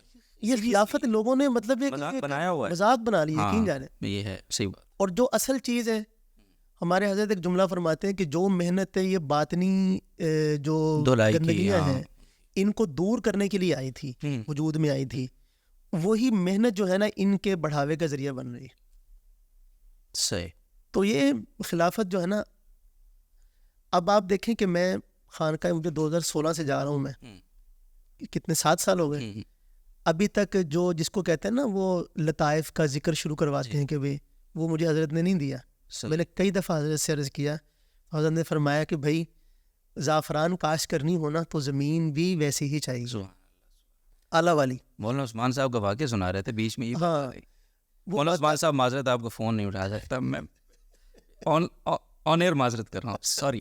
اچھا بات شروع کی تھی طرز والی بات. ہاں، وہ بتاتے تھے مولانا عثمان صاحب کہ انہوں نے نا مدینہ منورہ کے جو بڑے بزرگ تھے حضرت مولانا سعید خان صاحب رحمہ اللہ تعالیٰ، جن کے بارے میں مولانا طارق میرے صاحب یہ فرماتے ہیں اپنے ذوق کے مطابق، اور یقیناً مولانا کا ذوق اتنا مطلب یہ کہ کمزور نہیں، اعلیٰ درجے کا ذوق ہے کہ اس طرح کے اخلاق والا بندہ شاید قیامت تک دوبارہ نہ آئے. اللہ تعالیٰ کے خزانے میں کوئی کمی نہیں، لیکن بہرحال مولانا کا یہ فرمان ہے. کہتے ہیں مولانا سعید خان صاحب کو میں نعت سنا رہا تھا، کسی ساتھی نے کہا یہ تو فلاں گانے کی طرز ہے، اور نے فرمایا کہ بھئی یہ بھی تو ہو سکتا ہے کہ وہ گانا اس نعت کی طرز پہ. حسن ظن کچھ تھوڑا سا مطلب یہ کہ ہر وقت توپے سیدھی رکھنا، یہ فلاں گانے کی طرز ہے، یہ فلاں گانے کی طرز ہے. بھئی آپ نے گانے سنے ہوئے ہیں تو اس میں ہماری کیا غلطی ہے؟ ہماری کیا غلطی ہے؟ ساڑھے کانے چ پہ ہم نے تو نہیں سنے گانے، ہم نے تو کسی نعت سے طرز اٹھائی ہے. صحیح ہے صحیح. اب وہ کلام ہے ایک تن منوارا جس نے دیکھا چہرہ کملی ہو، اتنا پیاری اس کی طرز ہے. اب ایک بندہ مجھے کہتا ہے یہ انڈیا کے فلاں گانے، میں کہ واللہ مجھے بالکل نہیں پتہ کہ یہ گانے کی طرز ہے، لیکن آپ نے سنا ہوا ہے، آپ کوشش کیا کریں کہ آئندہ گانے نہ سنیں، یہ سن لیں، اس کی یہ سن لیا کرے. صحیح. تو بہرحال میں اس میں ایک آپ کو نا ایک اپنے ذوق کی بات کرتا ہوں. طرزیں جو گانے کی ہیں نا اس میں اگر معیار ادب کا، یعنی اگر آپ وہ طرز پڑھتے ہوئے سرکار دو عالم صلی اللہ علیہ وسلم کی ذکر کا جو ادب ہے، اگر اس ادب کے خلاف آپ نہیں کر رہے تو میرے خیال میں گانے کی طرز میں کوئی ایسی چیز نہیں ہے برائی کہ جس کی وجہ سے آپ یہ فتویٰ لگا دیں گے جی یہ گانے کی طرز ہے، اس کو نہیں سننا چاہیے. اور اگر گانا اس انداز کا ہے، طرز اس انداز کی جو سرکار دو عالم کے ذکر کے مناسب نہیں ہے، تو پھر تو مطلب یہ کہ وہ گانے کی طرز نہ بھی ہو پھر بھی ہم یہ کہیں گے کہ یہ ٹھیک نہیں، کیونکہ یہ تو ایک خالص فنی بات ہے نا.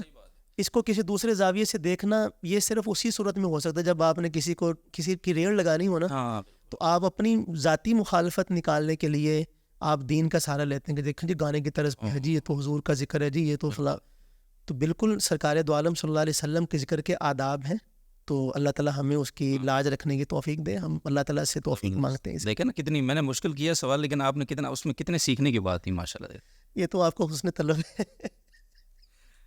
شاہد عمران عارفی صاحب کا فیوریٹ نعت خان ایک کیٹیگری ہم بناتے ہیں نا, جی, تو ٹاپ 10 کو چلو سلیکٹ کرتے ہیں. اچھا اس میں پاسٹ کے لوگ بھی ہیں جو آپ سے پہلے گئے, جی, ان میں بھی آپ کے فیوریٹ کون رہے, اور آج موجودہ حضرات میں میں نا اصل میں پلیز پولیٹیکل نہیں بالکل نہیں, بالکل 100%. یہ میں نے بہت پہلے کا سوچا ہوا جواب, کیونکہ آپ مجھے پتا آپ نے یہ سوال کرنا ہے تو میں نے اس کا جواب کیا دینا ہے. صحیح, اپنے اپنے طبیعت کے مطابق ہوتی ہے نا چیز, کہ آپ کس چیز کو جج کرتے ہیں کہ یہ بندہ سب سے اوپر ہے. آپ کا اپنا ایک معیار ہے. صحیح ہے. جو ایک کمپلیٹ محفل کا نعت خواں ہے نا, وہ میں نے سید عزیز الرحمان شاہ سے بہتر کسی کو نہیں دیکھا.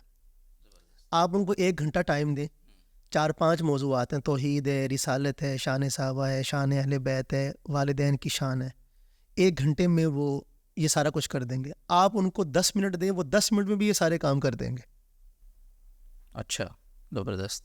یہ ان کی خوبی ہے, یہ میں نے کسی اور میں نہیں دیکھی. صحیح ہے.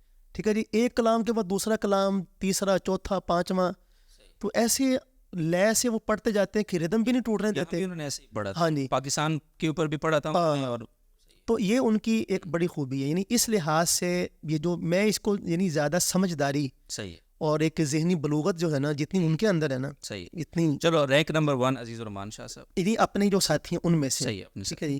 اس کے بعد اگر آواز کی پاور کے لحاظ سے دیکھیں تو ابو بکر صاحب, حافظ ابو بکر صاحب سے. دوسرے نمبر میں آپ کو دیتا ہوں, تیسرے نمبر پہ آ جاتے ہیں. جی, دوسرے نمبر کون ہے آپ؟ میری تو بات میں تو خود کر رہا ہوں نا. نہیں میں چلو ابھی فہرست جو بنانی ہے نا وہ میں نے بنانی ہے, اس میں اپنا نام ہی شامل کرنا. چلو. تو حافظ ابو بکر صاحب جو ہے نا, آواز کی جو پاور ہے, وہ پتہ نہیں شاید وہ بچپن میں مچھلی کھاتے رہے کیا کیا انہوں نے, بہت کھاتے ہیں مچھلی ماشاء اللہ. ہے نا, ناشتے میں اس دن ہم نے دیکھا, ناشتے میں اتنی مچھلی, اتنی قسم کی مچھلی. ہاں جی. تو بہرحال ہمیں مچھلی کھلائے کافی عرصہ ہو گیا. حافظ صاحب خیال کیا کریں, کچھ خود ہی کھاتے رہتے مچھلی, کچھ ہمیں بھی کھلائے بھائی, کچھ ہماری آواز میں بھی پاور پیدا ہو ماشاء اللہ. لیکن بلا مبالغہ دو بندیوں میں اس سے پاورفل آواز نہیں. اچھا, وہ واقعتاً ہاں ٹھیک ہے جی. لگاتار پڑھنا, مسلسل پڑھنا, انتھک, اللہ تعالیٰ نظر بد سے بچائے ان کو. صحیح ہے. اور تمام معاملات میں ان کی حفاظت فرمائے. 2 ہو گئے. اس کے بعد ہم آ جاتے ہیں, یعنی آواز جو ہے نا جو دل میں اترتی ہے. کبھی کبھی رانا عثمان صاحب جب اپنی صحیح لہر میں آتے ہیں نا, کمال ہے. صحیح ہے. کب یعنی آتے کبھی کبھی ہیں, ہمیشہ نہیں ہوتے وہ. صحیح ہے. لیکن جب کبھی ان کا صحیح بن جائے نا ٹیمپو, تو پھر وہ کشتوں کے پشتے لگانا جس کو کہتے ہیں نا, وہ ان کی کیفیت ہے. صحیح. اسی طرح آپ جو ہے نا بالکل دھیما دھیما سننے کے موڈ میں ہے, طاہر بلال صاحب کو سنیں. بالکل, آپ نے سنا تھا نا یہ, بالکل حضرت. ہاں ماشاء اللہ. اور اگر آپ اداس بیٹھے ہیں تو ظفر شہزاد صاحب کو لگا لیں, کہ ساری اداسی بگا دیں گے وہ. صحیح ہے. ہاں صحیح بات ہے. حافظ منیر صاحب کو لگا لیں, جوش بھر دیتے ہیں مجمع میں بے انتہا. تو اسی طرح آگے پروفیسر مطیع الرحمان صاحب, وہ جملے بازی ان کی کمال ہوتی ہے. جس طرح وہ بات کرنے کا اثر اور نظم دونوں, وہ ماشاء اللہ سمجھدار ہے اس معاملے میں وہ. اور اس کے علاوہ جو ہے نا آواز کو مطلب یہ کہ ایک خاص لے کے اندر چلنا لے کے, اور پھر اسی میں ہی اتار چڑھاؤ کرنا اور زیرو بم بنانا. حسن افضال صاحب بہت اچھا کرتے ہیں, صحیح, بہت اچھے نعت خواں ہیں وہ بھی ماشاء اللہ. لیکن بس وہ نا اسٹوڈیو میں جب پڑھتے ہیں نا تو پھر ان کی وہ اسٹوڈیو والا کلام سننے کے لائق ہوتا ہے. جب محفل میں پڑھتے ہیں نا تو شاید ساؤنڈ کی وجہ سے بعض دفعہ کچھ مسائل کا وہ شکار ہو جاتے ہیں. اسی طرح اور کوئی نام لیں آپ؟ میں نام, ہاں جی, میں تبصرہ کرتا ہوں ان کے بارے میں. مفتی سعید ارشد صاحب. مفتی سعید بہت اچھا پڑھتے ہیں, ان کا خاص اپنا سٹائل ہے, کسی کو وہ کاپی نہیں کرتے. وہ زور نہیں لگاتے, وہ بڑا بالکل زور نہیں لگاتے, سکون سے ان کا, بڑے سکون سے پڑھتے ہیں ماشاء اللہ. اور وہ میں حیران ہوتا ہوں کہ وہ ادھر شعر پڑھتے ہیں, ادھر سے مجموعہ اس کو ایسے اچک لیتے ہیں. اصل اٹیچمنٹ وہ نظریاتی طور پہ ہے نا ان کے ساتھ لوگوں کی، یہ وجہ شاید رہی ہوگی. باقی ان کا جو پڑھنے کا سٹائل ہے نا وہ کسی کو کاپی نہیں کرتے، ان کا خاص بڑا دھیما دھیما سا اور بڑے آسانی سے الفاظ کو وہ ادا کرتے ہیں. ہم زور لگا کے رہ جاتے ہیں اور مفتی صاحب جانا آ کے ملا لوٹ کے. بہت ان کے اندر کوالٹی ہے اس میں. خود شاعر بھی ہیں پھر. صحیح. اور اس وجہ سے مجھے ان سے محبت ہے کہ دارالعلوم کراچی کے فاضل ہیں. ماشاء اللہ. جو کچھ تو مناسبت ہے. بالکل صحیح ہے. اور باقی ایک قاری آصف رشیدی صاحب کو تھوڑا سا میں چاہوں گا کہ آپ ان کو ان کا خاص سٹائل ہے. دیکھیں وہ ان کی جو ہے نا اس سے ہم سن رہے ہیں ان کی جو کوالٹی ہے نا وہ آواز ان کی اتنی بھاری آواز کے ساتھ انہوں نے ماشاءاللہ سروائیو کیا ہے. ہاں میں کہتا ہوں کہ یہ ان کی کوالٹی ہے. اور میں ایک دفعہ آپ کو عجیب بات بتاؤں کہ ساہیوال میں محفل تھی تو رشیدی صاحب تشریف لائے ہمارے ہاں وہاں. تو انہوں نے نا لا الہ الا اللہ کا جو ذکر ہے نا وہ اپنے انداز میں کیا، پڑھا اس کو. یقین جانے کہ سماں باندھ دیا تھا. اب بھی مجھے یاد ہے. کوالٹی ہے ان میں، اسی وجہ سے اللہ تعالیٰ ان کو ماشاءاللہ کام لے رہے ہیں ان سے. چلے جی کافی لمبا کوئی رہ نہ گیا ہو، کوئی نہیں ساتھی کو ناراض ہو جائے مجھ سے. سارے ساتھی بہت اچھے، سارے ساتھی بہت اچھے، دلوں میں اترنے والے ہیں. الف سے لے کے یہ تک، اے سے لے کے زیڈ تک سب چلے بلے اون خوش. ٹھیک ہے چلے جی، بہت شکریہ عارفی صاحب. بڑی زبردست نشست ماشاءاللہ آپ کے ساتھ رہی. کوئی گستاخی ہو گئی ہو تو معافی چاہتے ہیں آپ سے. نہیں یہاں معافی نہیں ملے گی آپ کو اس کی. اللہ تعالیٰ آپ کو آپ کی صفات میں بہت برکتیں عطا فرمائے. آپ جو ہے نا وہ بہت محبت فرماتے ہیں اور ہم بھی آپ کے ساتھ جواب محبت میں کچھ عرض کرنے کی کوشش کرتے ہیں. کاظمی صاحب رہے گے. ہاں کاظمی صاحب شاعر بھی ہیں اور نہیں بہت اچھا. ان کا جو کلام تھا ایک سلام آیا کمال آیا، اسے کلام تھا ایک بہت ماشاءاللہ. کاظمی صاحب جو نا بہت اچھا پڑھتے ہیں. ہمارے 2018 میں محفل ہوئی تھی تو جب میں اس میں پہنچا نا محفل میں تقریباً 11 بجے رات کو، تو بڑی نا افراتفری کا ماحول تھا وہاں پہ. پتہ نہیں کیا بات تھی، میں بڑا پریشان ہو گیا کہ یار اتنی بڑی محفل ہے تو یہ کیا، کیونکہ اس سے بڑی محفل جو اب تک جو ہے نا وہ دیوبندیوں میں نہیں ہوئی تھی. اور 10 عمرے کے ٹکٹ ہم نے اس میں دیے تھے. تو میں جا کے بیٹھا نا تو مجھے کچھ سمجھ نہیں آیا. تو میں نے یہ کہا کہ یار کاظمی صاحب کو بلایا. کاظمی صاحب آئے جناب، انہوں نے پھر پڑھا کلام، سبحان اللہ کی صداؤں میں کلام پڑھا. اور وہاں سے جو ہے نا وہ پھر بالکل اس کا کانٹا جو تھا نا وہ چینج ہو گیا. بہت باکمال پڑھتے ہیں وہ بھی. اللہ تعالیٰ ان کو جزائے خیر عطا فرمائے. عبدالباسط حسانی صاحب، ہاں صوفی صاحب جی، ہاں جی، کلام ان کے چند ایک ایسے کلام ہے جو میں بہت سنتا ہوں. ابھی انہوں نے ایک پڑھا ہے پچھلے دنوں میں اور میں سنتا ہوں اس کو آڈیو میں، کتنی کشش خانہ کعبہ تیرے اندر. بہت اچھا پڑھا. ایک ان کا کلام مجھے پہلے بہت پسند آیا تھا، میٹھا نام محمد کا پیارا نام محمد کا. میں جب بھی ان سے ملتا میں نے کہا یار وہ کلام بہت گیا اتنا تنگ ہو گئے. مجھے کہنا کہ یار میں نے اور بھی بڑے پڑھے نے میں. تو مجھے اس کے سامنے ویسے ایک لطیفہ یاد آ گیا. میں جاتے جاتے جب وہ سنا دوں آپ کو. ایک شاعر تھا نا، اس نے پہلا مصرع پڑھا تو اس پہ بڑی بلے بلے ہوئی. تو ان کا مقرر، تو دوبارہ اس نے پڑھا، اس نے کہا مقرر، تیسری مرتبہ، چوتھی مرتبہ، 5 لوگ مقرر کی آوازیں لگا رہے ہیں. تو انہوں نے کہا کہ بھائی اگے بھی میں لکھی ہے غزل، اگے بھی لکھی ہے. کہنا پہلے انہوں ٹھیک کر.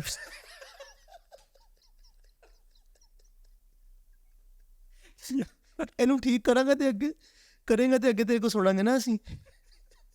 ابھی تو یہ نہیں ٹھیک ہو رہا. تو وہ تنگ ہو گئے بچارے نا مجھ سے.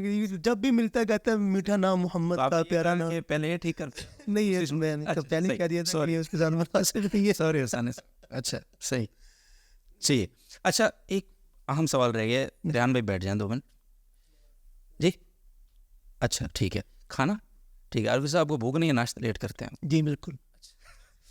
تو مجھے آپ گپ شپ کا بہت مزہ. مجھے پتہ نہیں کہ پوڈ کاسٹ کتنی لمبی ہو جائے گی. صحیح بات. لیکن اس کو 2 قسطوں میں کر لیجیے گا آپ. لیکن کھل کے بولے، میرا نہیں چاہ رہا ہے کہ باتیں کریں. نہیں میں 2 قسط میں ایک ہی قسط میں جائے گا، لیکن اسے کلپس بنا لیں گے الگ الگ. ٹھیک. تو وہ پھر نا وہی نا پہلے وہ لوگ کہیں گے پہلے انہوں ٹھیک کرو پھر دوسری قسط لے کے پھر کیا کریں گے. اچھا یہ جو ایک نا اسٹوڈیو کی ریکارڈنگس کا سلسلہ شروع ہو گیا ہے جی ہمارے یہاں. اسٹوڈیو میں تو آپ کو پتہ ہے نا کہ میرے جیسا بے سرا آدمی بھی اسٹوڈیو میں جائے تو اس کی بھی نعت مطلب ایسا نہیں ہے. اچھا سن تو لینا پلیز. بسم اللہ. چلے میں اپنے آپ کو بیچ نکالتا ہوں تاکہ یہ جو اسٹوڈیو کلچر ہے اس میں تو آپ کے لفظ بلفظ، یعنی آپ نے ایک شعر کے اندر آپ کی لے نیچرلی نکل گئی. اب دوسرا جب آپ نے مصرع پڑھا تو وہ نہیں بن رہی, تو آپ کی وہ پہلے والی لے وہاں سے کٹ کر کے اس میں ایڈجسٹ کرتے ہیں. یعنی اتنا زیادہ مارجن ہوتا ہے آپ کے طرز بنانے کا, اور ایک بڑا آرٹیفیشل سا ایک چیز ہے وہ ریڈی میڈ قسم کی. جب یہ کلچر اتنا زیادہ آ گیا اور اب لوگوں کو وہی ہا ہو پیچھے ہمنگ اور شور اور اس کی لیرکس کی سپورٹ میں چیزیں ہے نا, ذکر کی صدائیں, تو وہ جو نیچرل آواز تھی, وہ جو آپ زور کی اور پاور کی بات کر رہے ہیں حافظ صاحب کی بھی, جلسوں میں پڑھنے کی, یعنی آپ نے جس طرح کہا کہ کوئی بھی کلام میرے سامنے آتا ہے تو میں اس کو پریکٹس کیے بغیر جلسے میں پڑھ دیتا ہوں, یہ جرت کم ہو گئی ہے اب. اور جب اسٹوڈیو کے بندے اسٹیج پہ آ کے پڑھتے ہیں تو وہ لوگوں کو لگتا ہے یار وہاں تو بڑے اچھے تھے, پول کھل گیا ان کا, ہے نا, وہ اس طرح سے تعبیر کرتے ہیں, اور یہ ہے بھی صحیح. اس کی آپ کس طرح سے اس کو یعنی اس پہ بات کریں گے؟ میں نا عبدالودود صاحب اس حوالے سے عرض کروں گا کہ جب میرے جیسے محفل میں پڑھنے والے اسٹوڈیو میں جاتے ہیں نا تو وہاں پہ پول کھلتے ہیں. اچھا, ہاں جی, صحیح ہے, دو طرفہ ہے. ہاں جی, دو طرفہ ہی کام ہے, صحیح, کیونکہ بالکل الگ الگ چیزیں ہیں. یہاں آپ کے پاس ری ٹیک کی وجہ سے آپ بار بار ایک شعر کو دہرا سکتے ہیں, پڑھ سکتے ہیں, آپ کے پاس مارجن ہے, لیکن اس مارجن کو استعمال کرنا بھی تو آنا چاہیے نا. اب آپ ادھر بولر لگا دیں شین واٹسن اور ادھر مجھے بلہ پکڑا دیں کہ بھائی اس کو آپ کھیلیں, تو بھائی شین واٹسن کو کھیلنے کے لیے پہلے مجھے 8-10 سال پریکٹس کرنی چاہیے تھی, پھر میں اس کو کھیل سکتا تھا نا. اس طرح اسٹوڈیو کا جو استعمال ہے, اس مارجن کو استعمال کرنا, یہ بھی ایک فن ہے, یہ ہر بندہ نہیں کر سکتا, میں نہیں کر سکتا, کوئی دوسرا نہیں کر سکتا. اسی طرح اسٹیج ایک دوسرا آرٹ, مطلب اس میں تو یہ ہوتا ہے کہ بھائی آپ نے شعر غلط پڑھا تو آپ کو اس نے منع کر دینا, کیا بیٹھا ہو جو ریکارڈسٹ بیٹھا ہو کہنا کہ نہیں بھائی اس کو دوبارہ کرو. ہاں جی, لیکن جب آپ مائک پہ جاتے ہیں نا تو وہاں جو آپ نے پڑھا وہ کوئی منع نہیں کرے گا آپ کو, لیکن ججمنٹ ہو رہی ہے آپ کی, کیا کر رہے ہیں آپ. تو دونوں الگ الگ میدان ہیں, مطلب یہ الگ ہے وہ الگ ہے. صحیح, دونوں کے اپنے اپنے ضابطے ہیں, دونوں کے اپنے اپنے قواعد ہیں, لیکن دونوں میں سیکھنے کی بہت ساری چیزیں ہیں. اور جو ان دونوں میدانوں میں برابر, حافظ صاحب جو ہے نا, حافظ ابوبکر صاحب, ان کی یہی خوبی ہے کہ اسٹوڈیو میں بھی پورے ہیں, محفل میں بھی پورے ہیں, ماشاء اللہ, یہ ان کی خوبی ہے. پورے حافظ صاحب, یہ میں تعریف کر رہا ہوں آپ سے خدا کے لیے, ان کی بات جائیے گا, میں اس کو مختصر کر کے پیش کر, جیسے آپ نے ہاتھ ہلائی ساری لایا نا. اچھا یہ بتائیں کہ سیاست میں آنے کا کوئی ارادہ ہے؟ آپ کی پریکٹس تو بہت ہے ماشاء اللہ, پولیٹیکل اتنے ماشاء اللہ پولیٹیکل جواب آپ نے دیے ہیں اب تک, تو میں یہی سوچ رہا ہوں کہ اس کے حوالے سے بھی آپ کو تھوڑا سا ذوق پوچھوں, کوئی موڈ ہے کوئی پالیٹکس میں آنے؟ سیاست میں اصل میں سیاست بھی کوئی کل روز وقتی کام نہیں ہے. اگر سیاست میں آنا ہوا نا تو پھر جو بھی ادھر ادھر کے کام ہیں مجھے سارے بند کرنے پڑیں گے, کیونکہ وہ ایک بالکل ہی پاکستانی سیاست خاص طور پہ, اس کے ساتھ آپ جو ہے نا اپنے شوق نہیں کر سکتے. دوسری بات میں ایک اور بات کہنا بھول گیا, تدریس بھی میرا شوق ہے, نعت خوانی بھی میرا شوق. سبحان اللہ, ٹھیک ہے جی, تو میں اب دونوں اپنے شوق پورا کرنے. اور سیاست صرف جوابوں کی حد تک ہے ان میں؟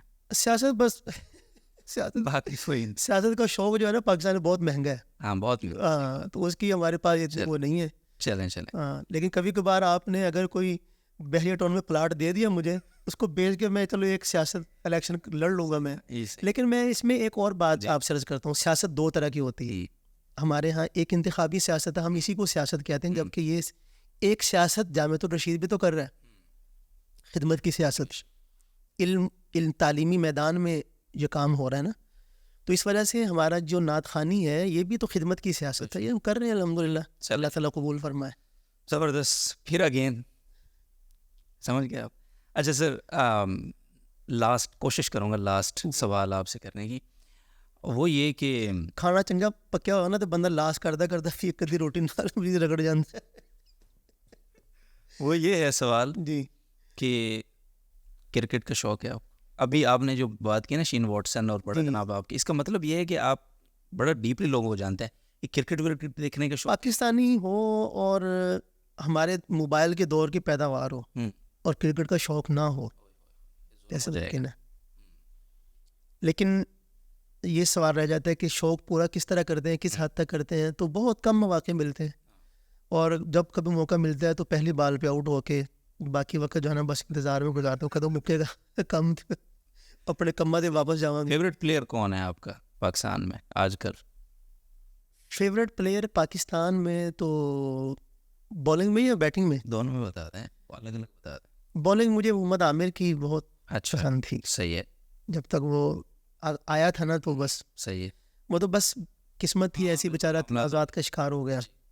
بیٹنگ میں بابر اعظم زبردست. ہاں لیکن اگر اوور آل دیکھا جائے تو مجھے دھونی سے زیادہ اچھا کوئی نہیں لگتا پلیئر. صحیح. ابھی تو نہیں ہے نا. اور میں بڑے کبھی کبھی موقع ملتا ہے نا دعا کرنے کا, تو اس کے قبول اسلام کی بھی نہیں دعا کرتا ہوں. یار دنیا تو اس کی بن گئی, اللہ اس کی آخرت بھی بنا دے. اصل جو اہم چیز ہے وہ ہے اس کے اندر قائدانہ صلاحیت. صلاحیت تو اللہ سمادن سمادن الذهب والفضة. تو خیارہم فی الجاہلیت خیر, بندہ مسلمان ہو گیا تو مسلمان بن کے بھی کمال کرے گا.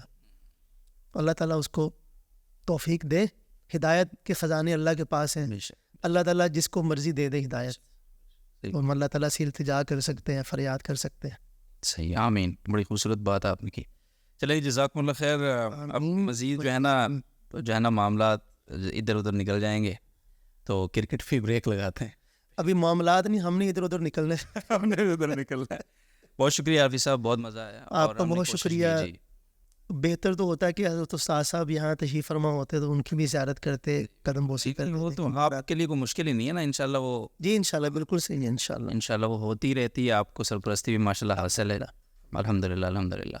تو وہ شعر آخر میں راحت اندوری کا یہ کہ شعر تھا ان کا کہ دوسرا مصرع بتایا میں پہلے. یہ الگ بات ہاں کہ خاموش کھڑے رہتے ہیں, پھر بھی جو لوگ بڑے ہیں وہ بڑے رہتے ہیں. ایسے درویشوں سے ملتا ہے ہمارا شجرہ, جن کے قدموں پہ کئی تاج پڑے رہتے ہیں. سبحان اللہ سبحان اللہ. تو یہ استاد صاحب کو اور ہمارے حضرت دونوں کو ڈیڈیکیٹ. زبردست. نعت خان ہو اور نعت خان سے ہم کچھ سنے نہ, یہ زیادتی ہے نا. عارفی صاحب, اپنا جو دل کے قریب کلام رہا ہے نا آپ کا اب تک, پرانے کلام ہوں یا ہر کلام ہی دل کے قریب ہوتا ہے, کیونکہ ہر کلام میں حضور کی مدحت ہے, اس میں تو کوئی شک نہیں ہے نا. پھر ایسا نہ ہو نا پھر آپ آغاز یہاں سے کریں گے. اصل میں ہر کلام ہی دل کے قریب ہے, تو میں اس کی وضاحت خود ہی کر دیتا ہوں. آپ بس چپ کر کے جو فیوریٹ کلام ہے آپ کا وہ آپ سنا دیں ہمارے ناظرین کو, جو آپ کے مطلب آپ کو یادگار لگتا ہے. میں نے ابھی پچھلے دنوں میں امین گیلانی صاحب کا ایک کلام پڑھا ہے, اس کا ایک شعر مجھے بہت پسند ہے. میں 3 شعر جو ہے نا, یعنی پہلے شعر سمیت 2 انترے اور ایک. بتا سکے گا نہ کوئی بندہ خدا سے پوچھو مقام ان کا, بڑے ادب سے تھے نام لیتے پیمبران کرام ان کا. وہ بادشاہوں کے بادشاہ ہیں, وہ ساری امت کے سربراہ ہیں. میرے لیے کیا یہ فخر کم ہے, میرے لیے کیا یہ فخر کم ہے کہ میں بھی ہوں ایک غلام ان کا. خدا سے پوچھو مقام ان کا. یہ شعر مجھے بہت پسند ہے. اس کا امید ہی امید, مایوسی کے بادل چھٹ گئے اور امید کی کرن. خدا غفور الرحیم میرا, نبی رؤوف الرحیم میرا. خدا کا ہے کام بخش دینا تو بخشوانا ہے کام ان کا. خدا سے پوچھو مقام ان کا. ایک شعر اور, جو ان کی محبوب اہلیہ ہے وہ بنت صدیق عائشہ ہے. انہی کا حجرا ہے تا قیامت رہے گا جس میں قیام ان کا، باقی خدا سے پوچھو مقام ان کا. جزاکم اللہ خیر، بہت شکریہ عارفی صاحب. ناظرین محترم، آج کی اس پوڈ کاسٹ میں اتنی زبردست باتیں ہوئی ہیں. عارفی صاحب کی حفظ قرآن اور بچپن کی تعلیم کا سارا سلسلہ وہاں سے لے کر اور آج وہ جس مقام پہ ہیں، عارفی ان کو عارفی کیوں کہتے ہیں، نام کے ساتھ یہ عارفی کی جو نسبت ہے یہ بھی انہوں نے ہمیں بتائی ہے، اور بڑے دلچسپ واقعات، قصے، معاملات اور تدریس کا جو سفر ہے اس کے ساتھ اپنے نعت خوانی کو، اپنی اصلاح کے سارے معاملات کو وہ کس طرح سے مینیج کرتے ہیں. ایک بہت ہی انسپائرنگ سٹوری ہے، خاص طور پہ نعت خوانوں کے لیے، اور نعت خوانوں سے بڑھ کر ہر اس انڈیویجول کے لیے جو زندگی میں بہت زیادہ مصروفیات کے سبب اس کو شاید یہ مشکل لگتا ہے کہ میں اپنے دیگر معاملات کیسے مینیج کروں. تو عارفی صاحب وہ شخصیت ہیں، میں بلا مبالغہ کہہ رہا ہوں، کہ جنہوں نے اپنی زندگی کے ہر پہلو کو ماشاءاللہ خدا کی توفیق سے مینیج کیا ہے. بہت ہی خوبصورت پیغام والا یہ پوڈ کاسٹ، امید ہے لمبا ہے یہ، لیکن اگر آپ اس کو کچھ وقت نکال کے سنیں گے تو بہت آپ کو لطف آئے گا انشاءاللہ. تو بہرحال فی الوقت ہمیں اجازت دیجیے، اس پوڈ کاسٹ سے اگلے سلسلے میں آپ سے ملاقات ہوتی ہے، تب تک کے لیے اللہ حافظ.